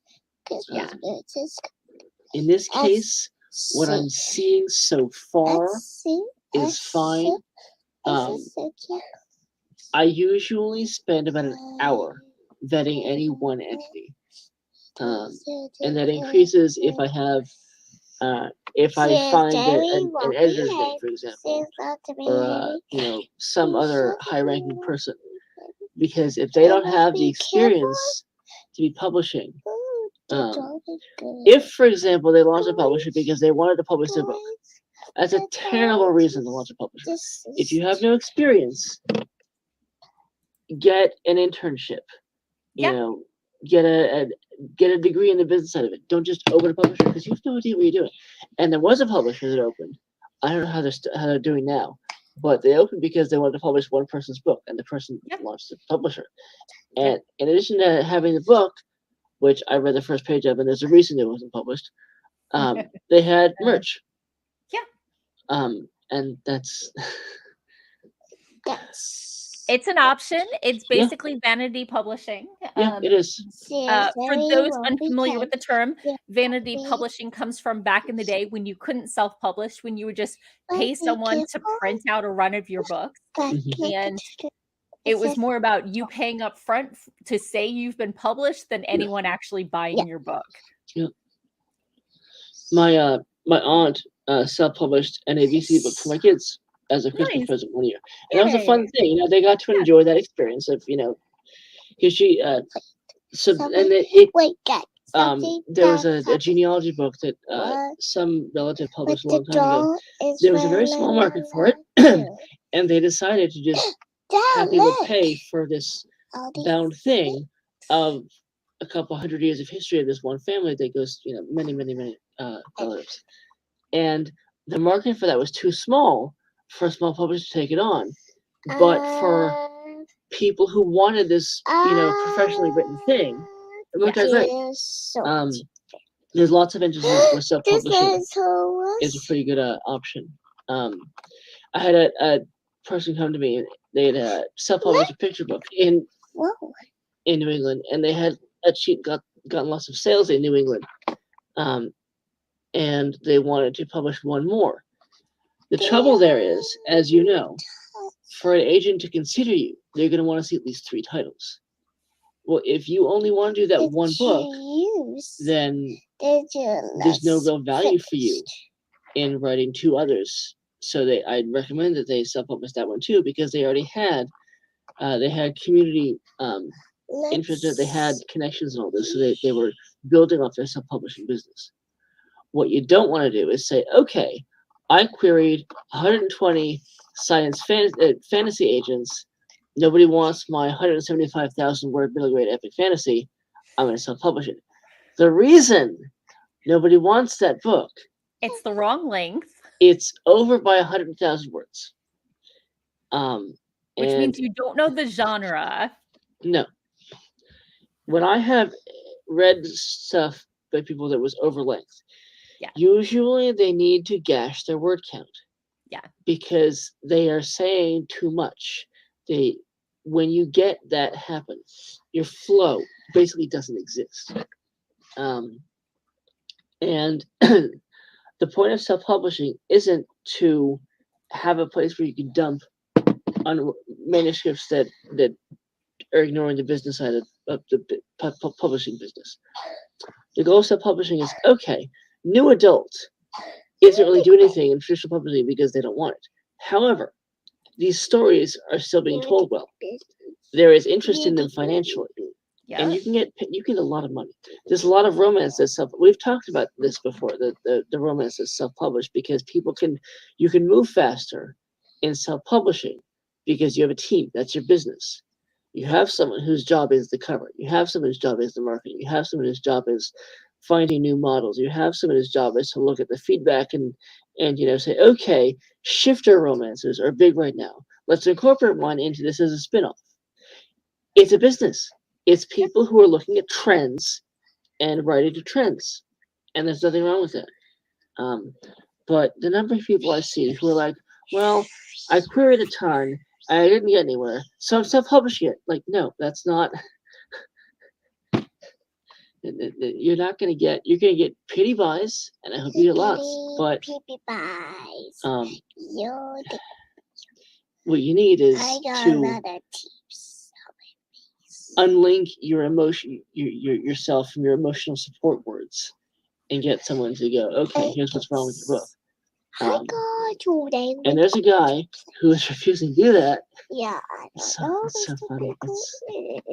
He used to releasing more material that is unedited. I popped over to that's wonderful. Yeah, so Okay. Yeah, that one. Stacy Here's a Person. list. Yeah, right there. Yep, that's a great list. That has lots of elements, and look, an emoji for each one, right? And we don't know exactly the plot. We have an idea of it. It looks to me like a romance. I don't know what MCT is. What is the dot? Okay, whatever. I don't even know. But capital letter interesting. I wonder if that's gonna be a factor. But look, you have tropes, unreliable narrator, can't be together. I don't know if confessions is a trope. It feels like one. Playful. I have rules. That feels trope-esque. We don't really have characters so much as we have concepts and plot elements. And that, but at the same time, we have a concept of the setup. And so if you don't need a strong sense of character, aside from I have rules, I have the feeling looking at this as my kid is just destroying my concentration, that Playful Body Parts is one person and I have rules as another person. Yeah. It's a dark thriller with love, fantasies, and floating flowers. It feels to me like it has elements of romance. Can we find out what MCT is? I am Googling my hardest. Okay. I can't because that's fine. Oh, mystery crime thriller. Okay. And it was specifically for IWSG Pitt. Specified that as a potential.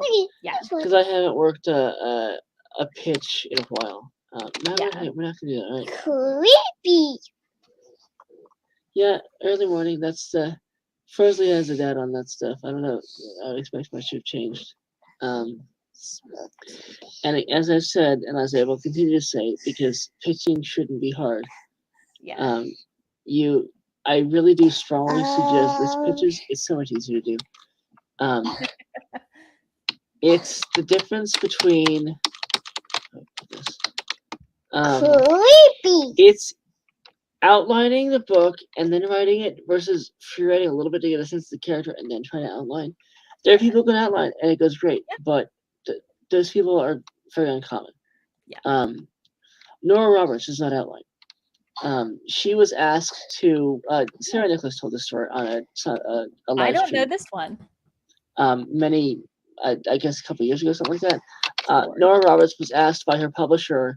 Mm-hmm. She doesn't produce outlines because she writes as she world builds as she writes. She doesn't know any more than anyone else does, and that's her thing. I mean, she's clearly made a pretty solid career out of it, right? But her publisher, for whatever reason, needed a synopsis for her latest book. And so she's like, okay, give me 2 weeks. And so she wrote. And the way that the story was told to me, and it was told that I saw it at least, was that she walked into the publisher's office with the entire manuscript. Here's the outline as the entire book, because she had to write it to know what happened. And that's a lot of actually how for a lot of people, that's how you get a sense of what the book is to free write. Because you don't know the character until you do stuff through them.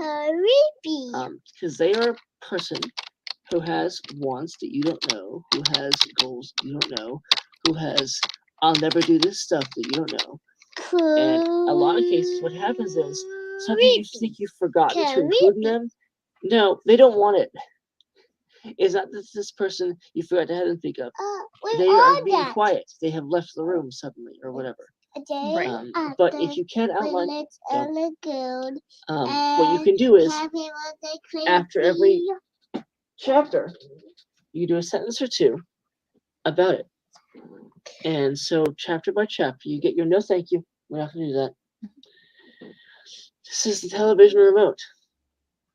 You don't want to hear the I was watching Boston Legal, which is of no particular controversy, but you don't want to hear me and Boston Legal at the same time. You would understand nothing, and you would mute me, and you wouldn't be able to hear me talking about verbs. Okay. So, I don't like that.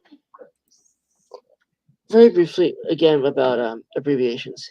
if you think you have to use W/O or delete your vowels from your words, look real hard at what else you're using. Because if she hasn't spoken in 5 years, there is no such thing as non-allowed speaking. Speaking is allowed. Okay? It is never quiet. So she hasn't spoken in 5 years. And there you have the 6 characters you need for the 2 vowels in years. That's what you need. But people are too close to their work, and sometimes they don't have the time to get a critical eye on it. And again, this stuff is hard to do. Okay, it's not a skill people learn much. I've seen a dozen people who can do it the way I can, and getting good at it takes years and years and years. And you shouldn't, because it's a niche skill. There are freelancers I've seen, but it's so hard. And again, doing it well takes me half an hour per pitch, because you're hammering stuff into place, and then you move one thing, you'll change everything else. It's really hard. I just don't like it that much anymore. Anyway, let's see. Let's see. I have one. I know this person, but I'll give this to you.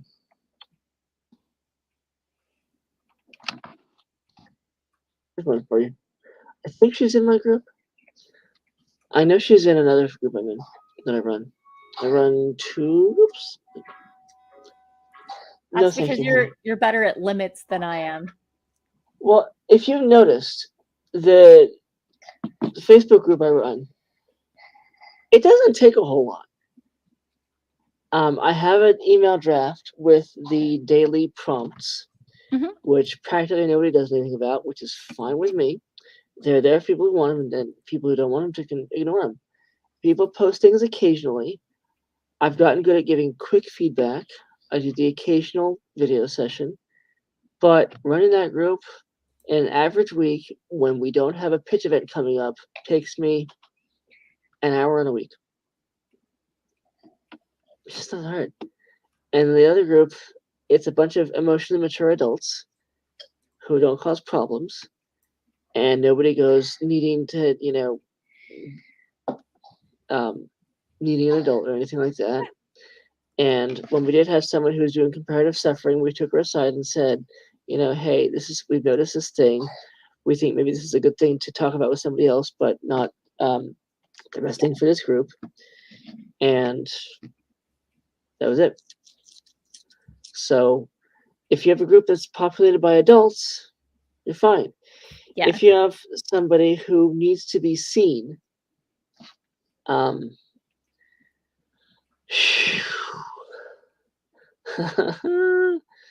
was one person who joined our group, and I was like, oh no, please don't be that person again. And fortunately, he is not. Oh, good. Yeah, I mentioned to you when he joined, I think, because I was worried that he would need to talk to people and use the group as a sort of a chat group, which is not good. Anyway, okay, you ready to go back to bed now? I think the most frustrating I've ever had is when I was running a mentorship competition support group for hopefuls, and it was this private space to vent and stress about agents or mentors, and someone, without even addressing it with me or calling the person out or asking, hey, you should give them some slack, went directly to Twitter, tagged me, and called us out as bashing the mentors, when really we were just stressed out and, learning what is acceptable and what's not acceptable to vent. And it was a learning space, and I felt like they did not respect this space. Yeah. And the purpose of having a private space to stress out about the mentors. So I found that, and they could have come to me and we could have Yeah. talked about it, and we, maybe they were pushing the boundaries a little, but I think it was mostly just stress of the competition, and they weren't calling the person names or anything like that. And I feel like they really overreacted Yeah. and um escalated much more than they needed to. Yeah. When So, I've seen that, it's been someone wanted to get noticed and get maybe, oh, you were nice to us about this thing. We'll give you a pages request to make you feel special or whatever. yeah. Yeah. It's gross. So it was just really frustrating Yeah.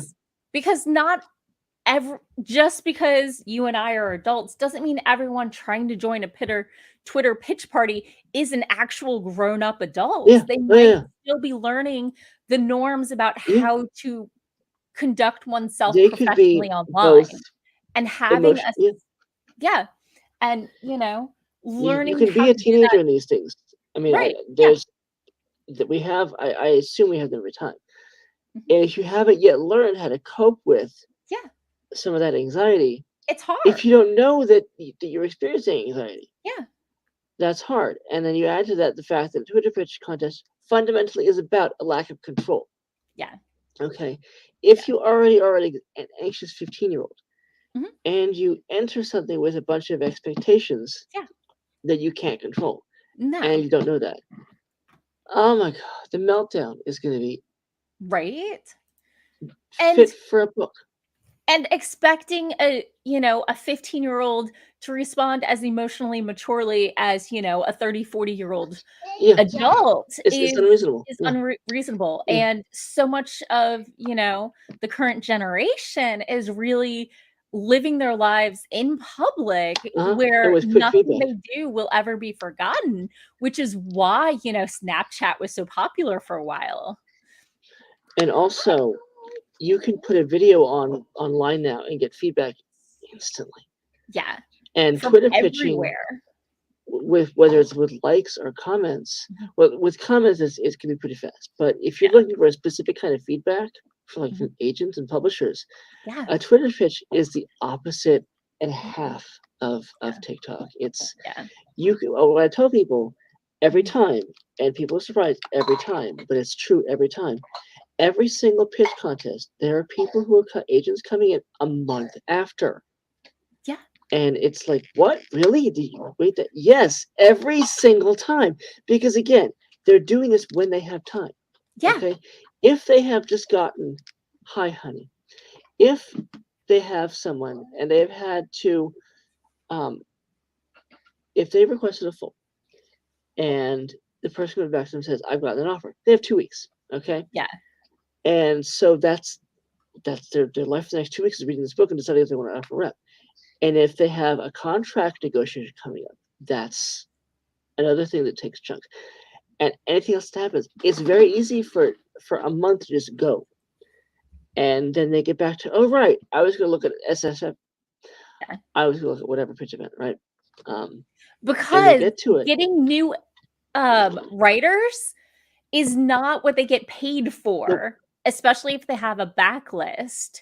Yep. So they do this in their free time, in their downtime, or when they're like, "Oh, I think I have bandwidth right now to take on a new client. Let's see what's out Yeah. there." Or I just sold this thing. Let me see what I Yeah. have in my slush pile that's similar to Yeah. it. You can take just between when you let's assume an ideal situation. Sure. Okay. I have seen people be signed by an agent that day. Okay. I said it happened once that I know of. Okay. Mhm. Let's say that it takes you only 2 months to go on submission. Okay. You are still talking about between an average time, let's say 6 months to get signed by an agent. Okay. So the query in January, let's say. You signed them in June. Okay. Yeah. It took you requested partial a month later, which is pretty fast in publishing these days. And then you responded with an offer on the full in, let's say, May. Okay. Which is pretty fast again to have March, April, May. That's 3 months. That's pretty good, right? Then they accepted the offer the next month. Again, pretty fast. Yeah. If you then go out on submission after only a couple months, because the person has all the editors that they have to target, they have that list ready. You have the agent at that point has gotten paid for zero work. Okay, they have read an entire book. They have put together an entire edit letter based on 300 pages of material. Okay, an edit letter can be 10 pages, single spaced of notes. Okay, they have put together a submission package for editors at various presses. Let's say conservatively 20 presses, which is not that many, frankly. All that work, they're a volunteer. They have put forth conservatively, let's say 40 hours, okay, which is really, really, really low, okay? That's a week of volunteering. Could you take a week and volunteer? No. So for them to go a month and not be able to look at a pitch event, isn't uncommon. Yeah. And again, a lot of agents don't look at them at all. Okay. No. Because number one, they don't get paid to. Number two, frankly, they've got enough in their inbox. And a lot of pitches are really bad. Most queries have fundamental errors with exposition, with book length, with not even being the right genre. The number of agents who have gotten queries for nonfiction, which they don't represent at all, right? Well, pitches work a lot the same way. Most pitches, you can't tell what the book's about because the writer hasn't gotten to them. You have to understand your book really well to be able to pitch it in 280 characters.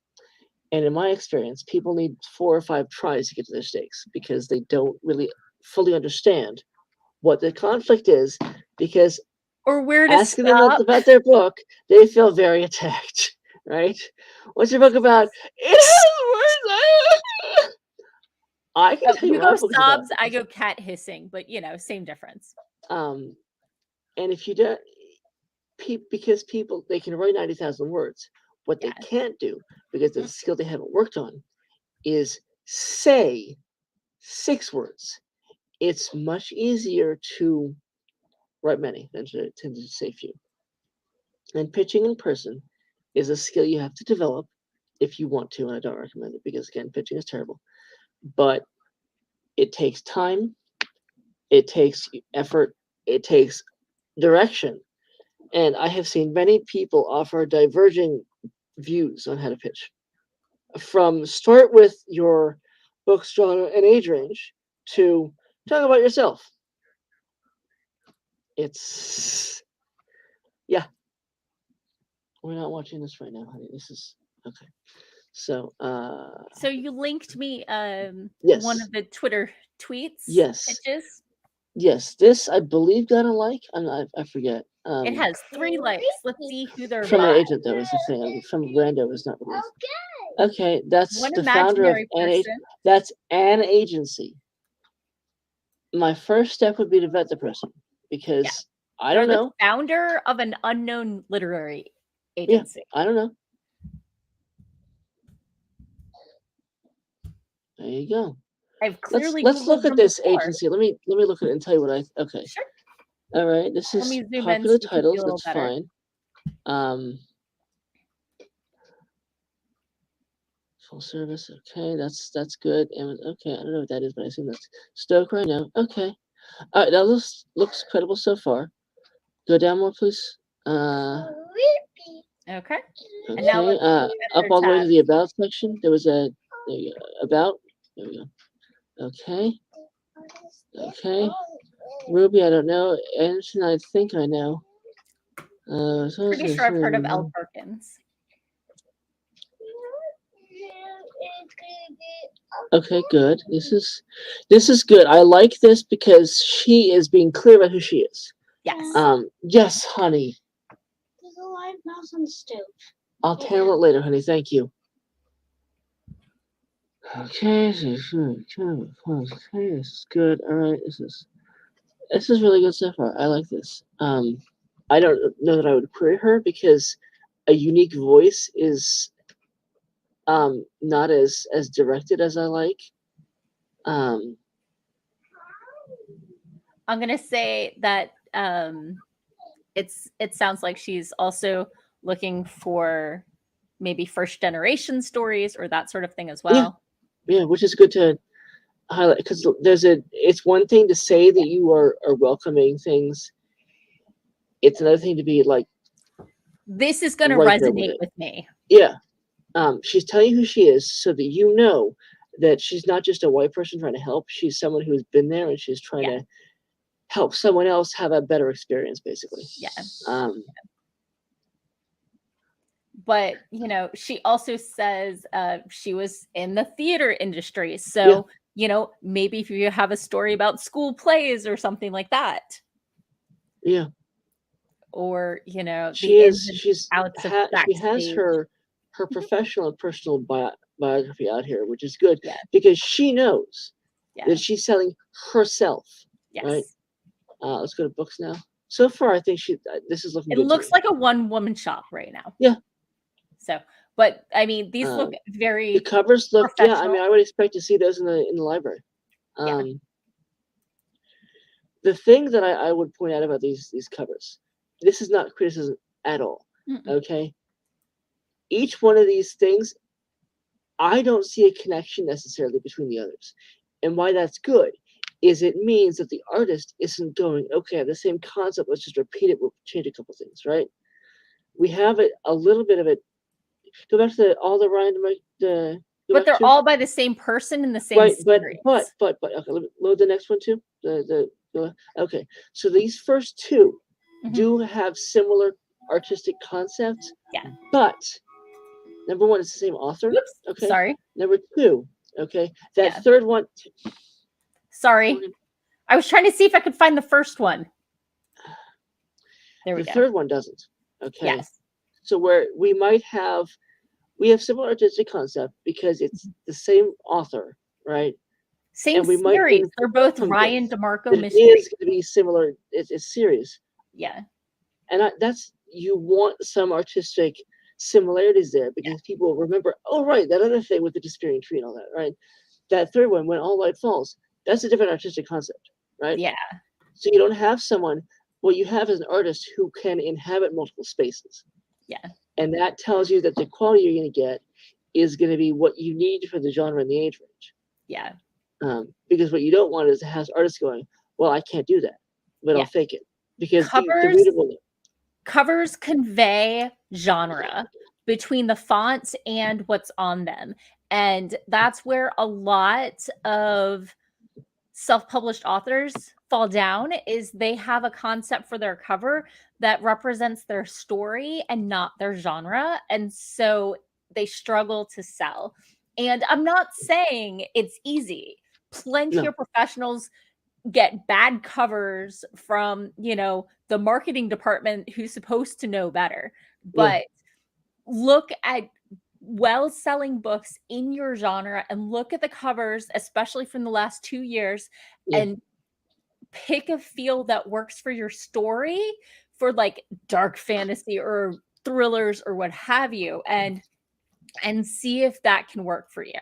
Because people look at the cover, and I was at a convention and there was a person selling their novels and they were all solid colored, like almost white, I think, with a tiny little clip art thing that the author themselves had drawn and the title.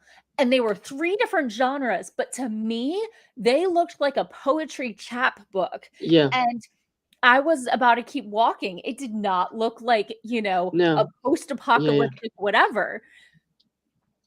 So you really, marketing is annoying. We all hate it. But if you don't pay attention to it, you're going to lose readers before you even get your foot in the door. Because they don't look at your first page. They look at your cover.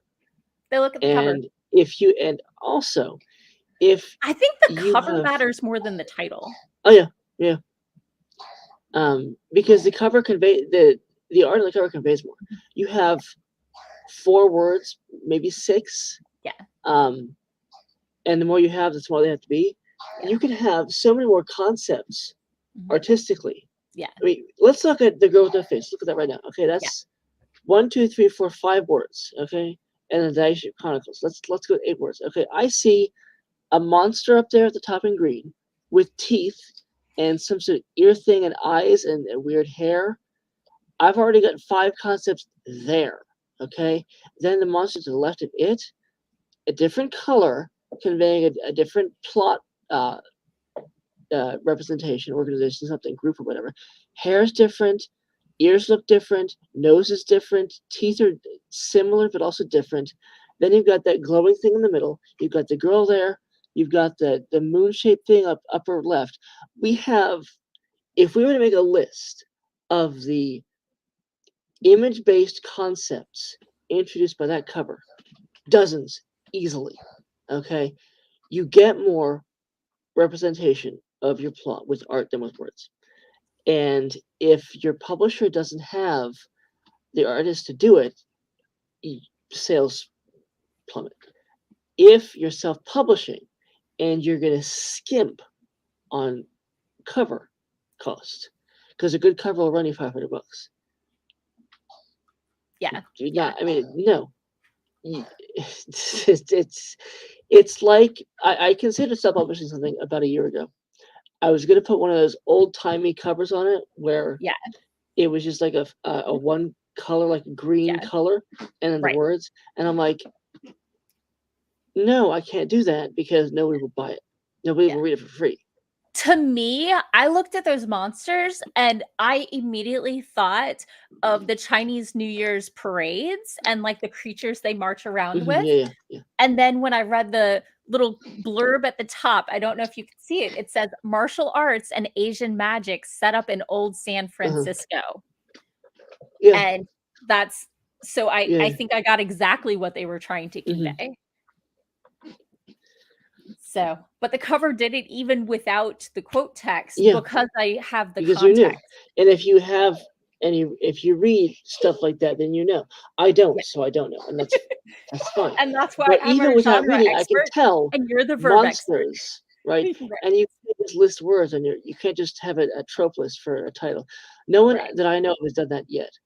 I'm going to say these are murder mysteries. Okay, I don't know. I have that concept it's as much what it's showing as what it isn't. Yeah. But to get back to the main point of this, which is evaluating this agency, to me, there really isn't a question at this point. I might not query Sandy is her name, I think, but I would certainly have no problem recommending her to a friend. Right. The only question to me would be submissions. Go there. Let's see if her submissions. Some people have irritating submissions policies. And she's got the that's fine. I mean, she doesn't require a marketing section. She doesn't require, any special treatment. Up front. At least let's see about the thing here. Let's see. Okay. That's email address, fine. Go down more. All of it's fine. Yeah, I don't see a concern. All fine. Pages. Yep. All fine. Sample art. Yep. This is all. No, that looks perfect. This is. I would. I mean, I have. I don't see anything bad. No red flags. I saw a missing period at the end of a sentence, and that was it. But we don't have anybody hiding. We don't have anybody trying to say they've edited lots of stuff, but they're an agent. That's agenting, editing, or different things. We don't have anybody who has no experience. I didn't see any indication of having worked with anyone problematic. We have books that have been sold, but multiple authors, multiple titles each. To me, this is some of the red flags we find are hard to read font, for example, or an about page that doesn't have a name, or a recent founding. And the reason that's a problem, can be a problem, is they might not have the experience to do it. Right. But she starts off by listing which agencies she's worked at and how many years, and because she's selling herself, just as every agent is, every agency is. So and I just went to her Twitter feed, and you may have noticed me scroll through it. 5,000 followers, She's wasn't it? active. She has, a reasonable but not excessive number of followers. Yeah, 5,000 and something. she's not tweeting. Oh, I'm sorry. Let's open it back up. Whoops, where are the tag? What? Yeah. I don't She's know. had her account since for 12 years, which is pretty good. Yeah. She's upfront about who she is, which is great. She has her website right there. Yep. She tweets. She has a pinned tweet, so you see the agency's been open for 2 years. Twice this month. She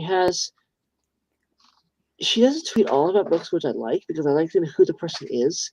Because this is the person you're going into business with, but you're going to be talking about a lot of stuff that isn't about business. Yeah. She's promoting her authors. Yeah. We don't see her going on an angry rant about something. And if she were going to, what I would want to see is her doing a personal account. Yeah. Or on a private thing. Maybe she has something less locked. Yeah. Because, how do I say this politely? I get being angry. I get angry a lot. It's not very professional in most cases. We're not saying there aren't reasons or needs to take a stand, obviously, otherwise we wouldn't be live streaming for abortion rights. Yeah. But we're focused on a solution, number one. Right. And and you don't see us using horrible slurs and getting into Twitter arguments all over the place. Yeah. Or defending our authors if they do something bad. No. Which I've seen happen. And people need to take responsibility for their own actions. And, I can support your work while not supporting your ideas. But if you're going to keep pushing your ideas, I may stop supporting you. If I find that, your ideas are kind of garbage. Yeah.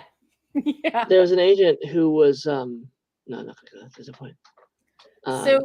So it's mostly book stuff, but she has. Here's a book fair she's going to. Here's some desserts. Things she enjoys. It's the equivalent of in the bio. Yeah. You have your writing stuff, but you also nobody writes all the time. You can't. No. So she enjoys this other stuff. Right. And it looks like it ties into her interest in her culture, which is great. Yes. So she tells you she doesn't hide who she is, which to me is ideal. Yeah. Again, when I query her, I'd like to have specific guarantees about interest in what I am pursuing. Right. And a fresh take, a unique voice. That language is easy to write and it's not specific. Right. But I can easily imagine someone else in the group being like, "Hey, I'm thinking Korean Santa Lu. Anybody have any thoughts?" And I'd be like, "Yeah, she seems legit." Right. She could be an excellent fit. Yeah. Obviously, caveat: neither of us have worked with her or her agency. Blah blah blah. I've never queried her. No red flags. I don't think I don't have her. No, I don't have her in my list. I just know because I Worm is the way she spells it. I would have remembered that, and I don't have her. I know. I do have another. That's how I spell it when I dress up in my bookworm costume because I'm a dragon. Rawr. And I have a backpack that looks like a giant book that I use to carry my stuff around because I can't resist a bad pun.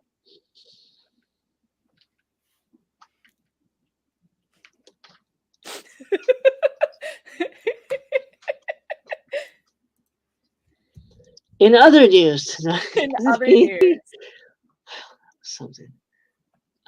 Yeah, that was certainly a pile of words there, wasn't it? Yeah. Yeah, that was. I'm seeing if I can find a picture. I really am waiting for that so fervently. I am just on. Nah, probably not. Do I want to do? No, I don't. I don't want to show people a bad publisher because I don't want to get in trouble. Yeah, I think of ways to show bad stuff, but we can talk about it without pulling one up. Yeah, I can do that. You're gonna see the website is gonna look very amateur. I can do one. I have I was asked to review a site, Okay. and this was in the group. This was that thing where the screenshots got shared. I'm Oh, not dear. going to name the publisher because Okay. I just don't feel like it. Sure. But there were spelling mistakes. I think there's still spelling mistakes. The formatting was inconsistent. Some of it was left, some of it was right, some of it was center. The use of pictures was inconsistent. The founder is also published by this publisher, which makes it vanity for her. And on the company's book list, she's first. Yeah. The first two screens are her, which to me is unethical. Basically, you're promoting your own stuff ahead of the people you recruited. And this is an example. That would be an example of an indie published author who's like, "Ooh, I can help you publish your stuff too," but they try to make themselves seem legit, and that's not what they're and like say that they're a legit publisher rather than an indie author helping you publish your stuff. Yeah. It's a sideways misrepresentation. And then if you want to publish your stuff, then be open about it everywhere. Yeah. But there aren't these disclosures everywhere. There's it looks, the website looks like you don't have enough time for it. And if you don't have enough time for the business side of the business, then that makes me wonder what else you don't have time for. Yeah. Are you going to be marketing my stuff? Investing, yeah. Like at a fundamental level, as a founder, do you get up every day and decide you're going to market your own book or someone else's? Yeah. Because if it's your business, so I was asked to evaluate that agency, publisher, and I believe that same day the founder of the place received word that I've been asked, and saw the screenshot, and offered an unkind response. And the funny thing is, they then went back and corrected at least one of those misspelled words. So they clearly saw that there were things they need to fix, and great. So you're being unkind to me, but you're taking my free professional assessment and changing. Yeah. I definitely think that if you can't copy edit a website, I don't want you copy editing my work. Yeah. I think another red flag is very amateur looking covers where it's clip art or something. Yeah, I've seen those put together in 5 minutes. It's like we put this person on this background of grass, and there are tools you can use to blend it and all. Yeah. And obviously, publishers that are newer are only going to have a handful of authors. But if they've been around for a while and only have the same 5 people publishing, then it feels like a friends group. Yeah. Where they just publish each other's stuff. Yeah. So those are some red flags to look for. Other things I've seen are where they don't tell you who they are. Yeah. No names, no way to look at any of their social media platforms. You don't have to be on all of them. I have a problem, but I recognize if you're not on Twitter, that's because if you're not on Twitter, you can't be criticized there. You can't have a presence. There's an agent actually. I understand some people, because of the whole Twitter buyout, may have left out of protest. Yeah. But you need to have a presence somewhere. Yeah. That's been established for more than 5 minutes. Yeah. There is an agent who has been working. I'm not going to use the name because there's no point. But he has been working in. He has had his own agency for 23 years or so. Is deliberately not on Twitter, because if he were on Twitter, he would be found pretty quickly and called out pretty quickly for discrimination. Ritualistic. It's been known about for many years. He's on my list, and I have told people not to query him because they will get mistreated in a specific way. And at least 2 people have pulled manuscripts from him because of that, because of me. And he would have mistreated them because they are in the demographics that he mistreats. That's really frustrating and disappointing and aggravating and so many other words. Yes, many words I'm not using right now. So he's hiding basically from he's been fucking around for 20 years and he doesn't want to find out. Yeah. He works by himself, so he can't be fired. But everybody who asks, I have given that list to more than 160 people, I think. Maybe. I haven't actually asked for that list. You haven't, and that's fine. The thing about I've been light on the querying lately with the industry sorting itself out. Yeah. Where's my list? Where's the thing? I had a. Mm-hmm. Go ahead. Go ahead. I was going to say I have a legit reason.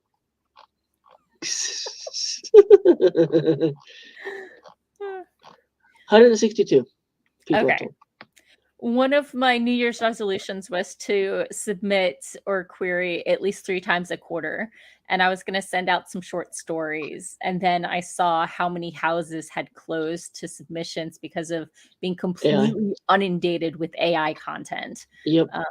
So I have a legit reason for having stalled, waiting for that issue resolved, if it will be. Yeah, that is interesting.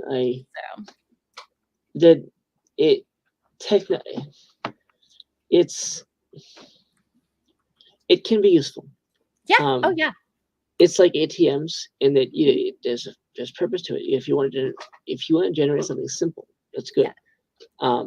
But fundamentally, when you reduce a barrier to entry, you're reducing it for everyone.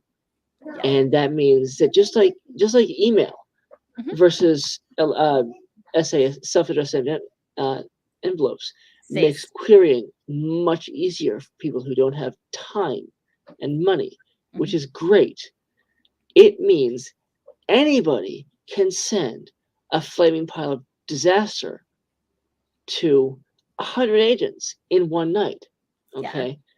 Yeah. And in a lot of cases, if you spend 5 minutes researching, the subject line doesn't make clear that you have no idea what you're doing. When I started querying, the subject line was something I paid attention to because it's a rule. But then my query, it's like, oh God, this is no. So I deeply support the use of it for simple things. But if your writing is writing, and programming is programming, and these are not the same thing. No. And what is happening, and I've seen this happen, is that journalism companies are replacing reporters with automated text. But automated text cannot fact check. Number one, okay, this stuff is horrendously inaccurate. Yeah. Number two, it's rewriting in that way that you can tell it's been rewritten. So, number one, you can't rely on it. Number two, it looks like trash.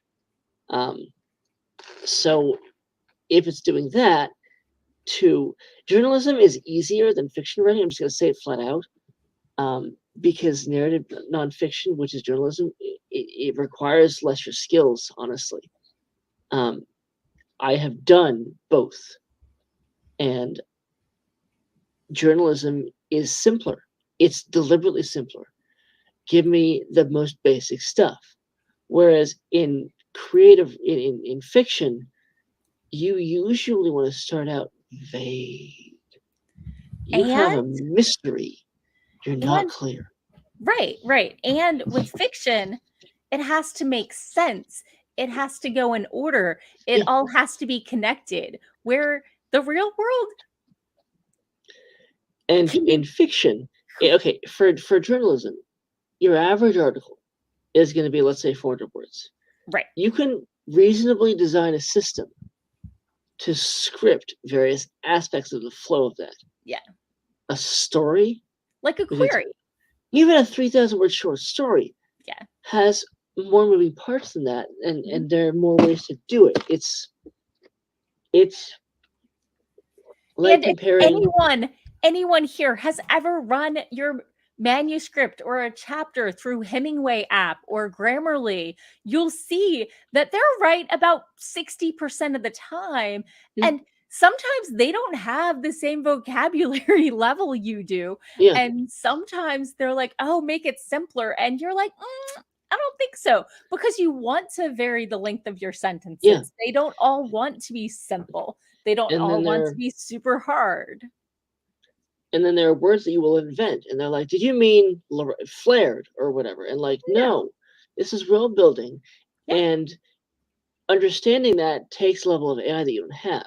Or you'll have someone who says something deliberately long because that's who that is. Yeah. And a grammar check program will be like, did you mean this much simpler thing? No.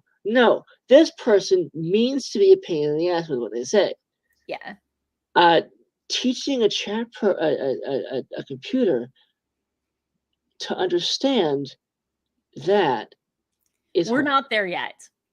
I don't know. I haven't used ChatGPT, but I know that what I've seen of its results for simple things is pretty good, which is good because captions are irritating to write. Yeah. But it doesn't. Fact checking requires creativity, and teaching a machine to be creative is hard.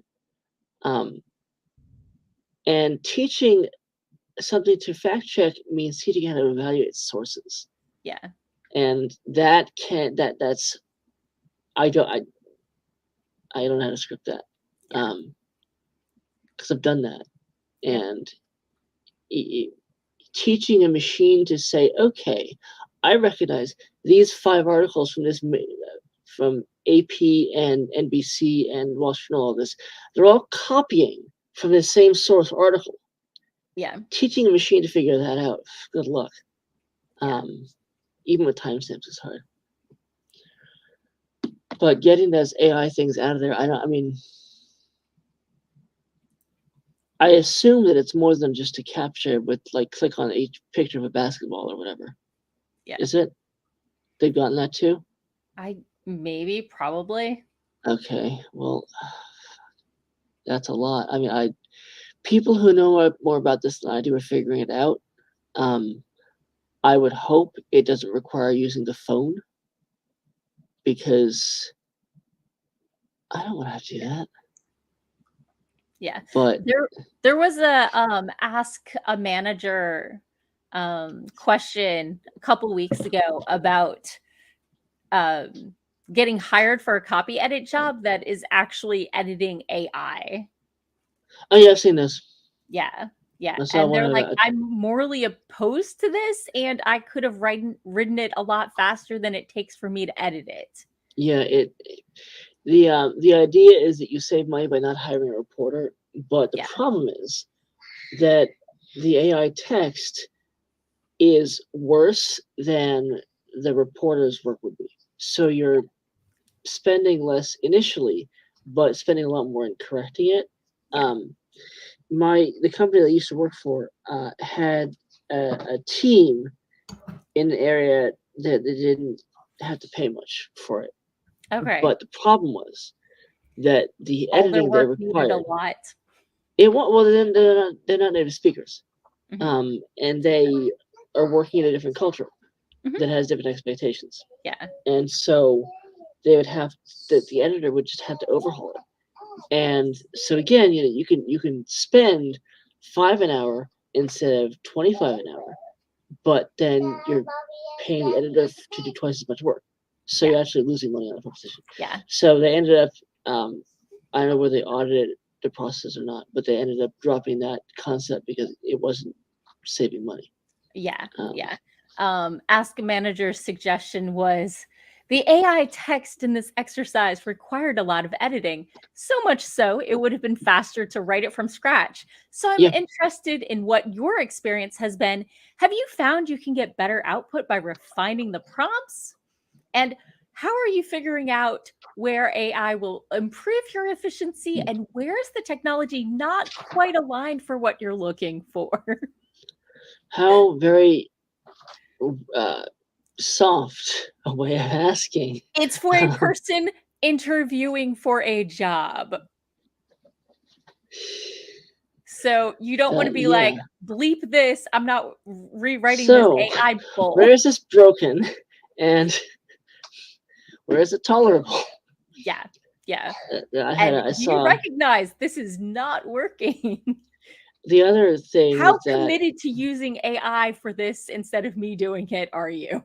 I think is really the question in there. My thing with using it as an editor is if I have a writer who's doing something stupid, I can go to either them or someone who's in charge of them and say, here's the thing. Tell them don't do this instead, and they can learn.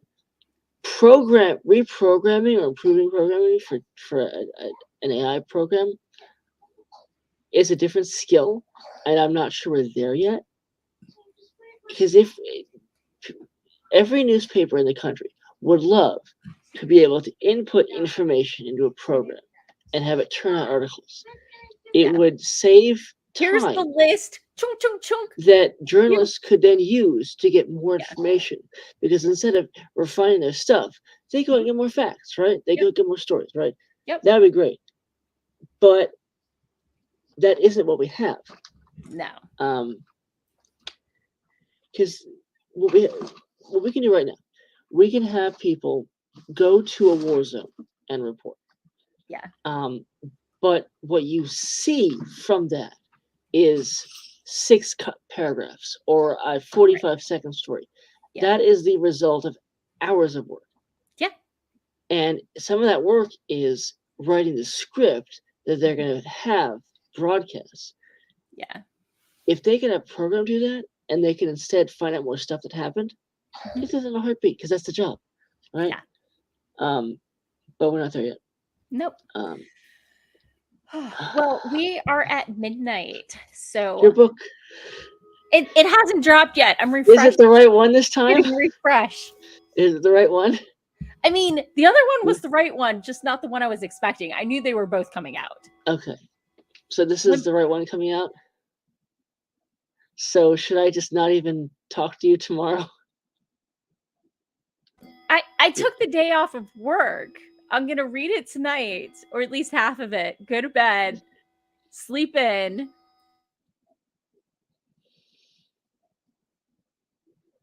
Morgan, are we supposed to trust that this is...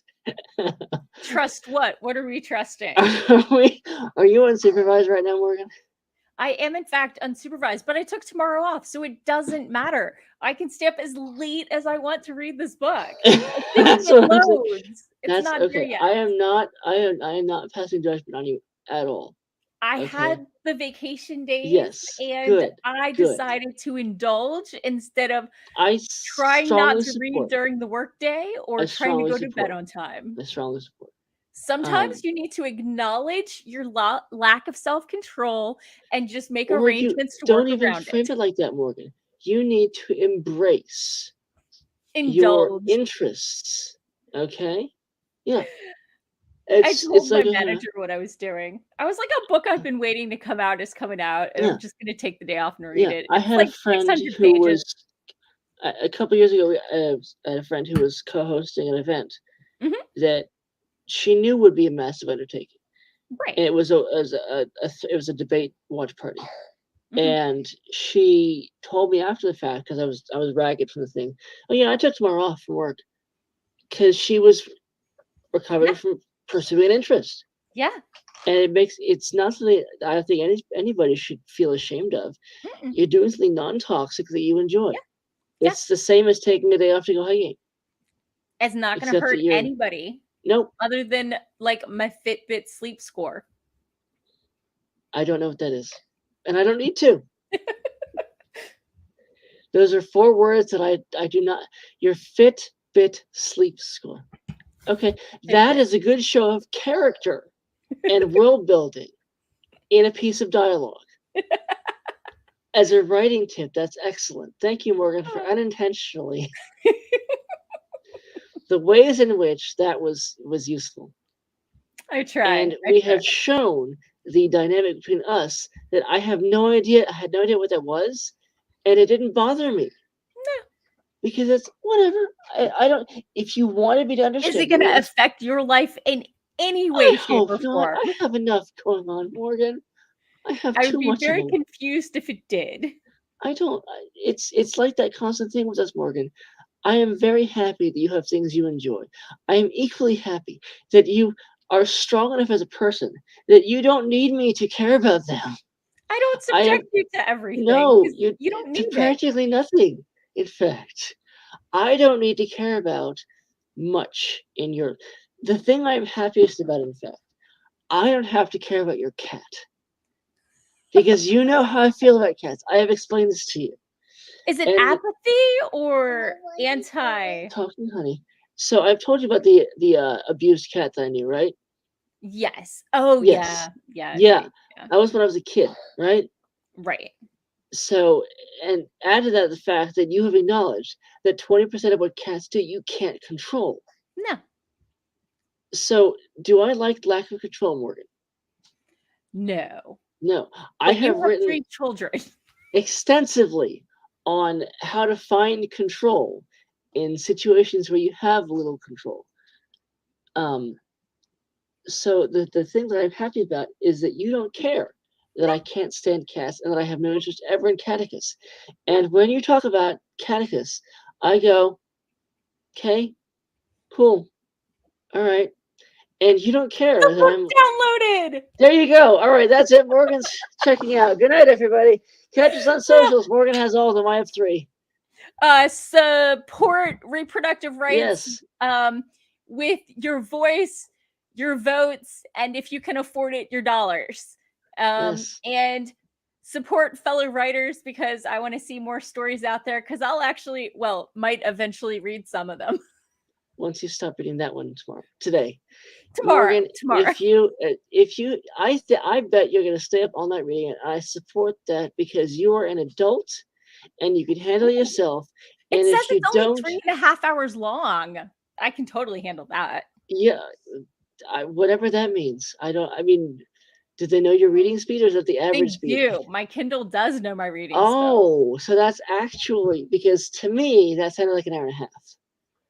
So the book is 381 pages, and I read according to Amazon on the actual hardcover thing, and I read about 100 pages an hour.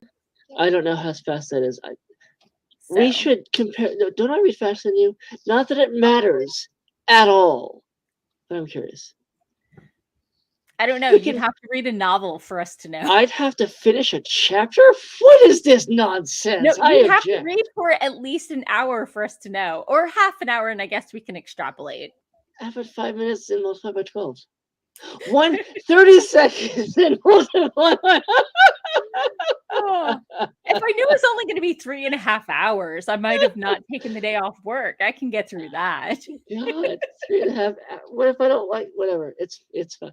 All right, we're gonna say goodbye, and Morgan is gonna disappear. And we'll be back in 2 weeks. 2 weeks. DM either of us if you want to have your first page's synopsis Tell query. Morgan, please, with the donation. Morgan. What? Tell Morgan because I can't handle the money. Oh yeah.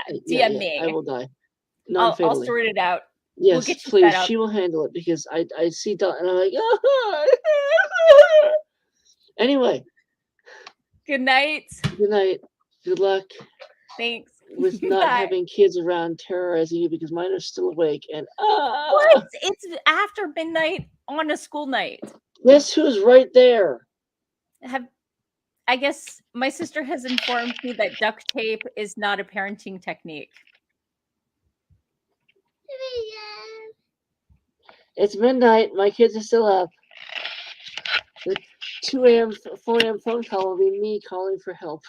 Do we blame you? Do they get their lack of sleep skills from you? I think what happened is, if you don't make your kids go to bed and stand there and make them go to bed, they form poor sleep habits. No, they tend to stay up mostly on nights when I live stream because I don't have the time to, harangue them about. Usually I spend until about 10 o'clock. I didn't go to bed. And at 10 o'clock, I'm with you talking about verbs. And insisting that girls is not a verb. Anyway, you got a book to read. I got Okay. kids to subdue. Good luck. Get abortions so you don't have to deal with kids. If you want them. They're opt-in, not opt-out. Kids are. Yes, that's the word. Both kids and abortions are opt-in, not opt-out. Yeah, one or the other. So, catch you later. Good night. Bye.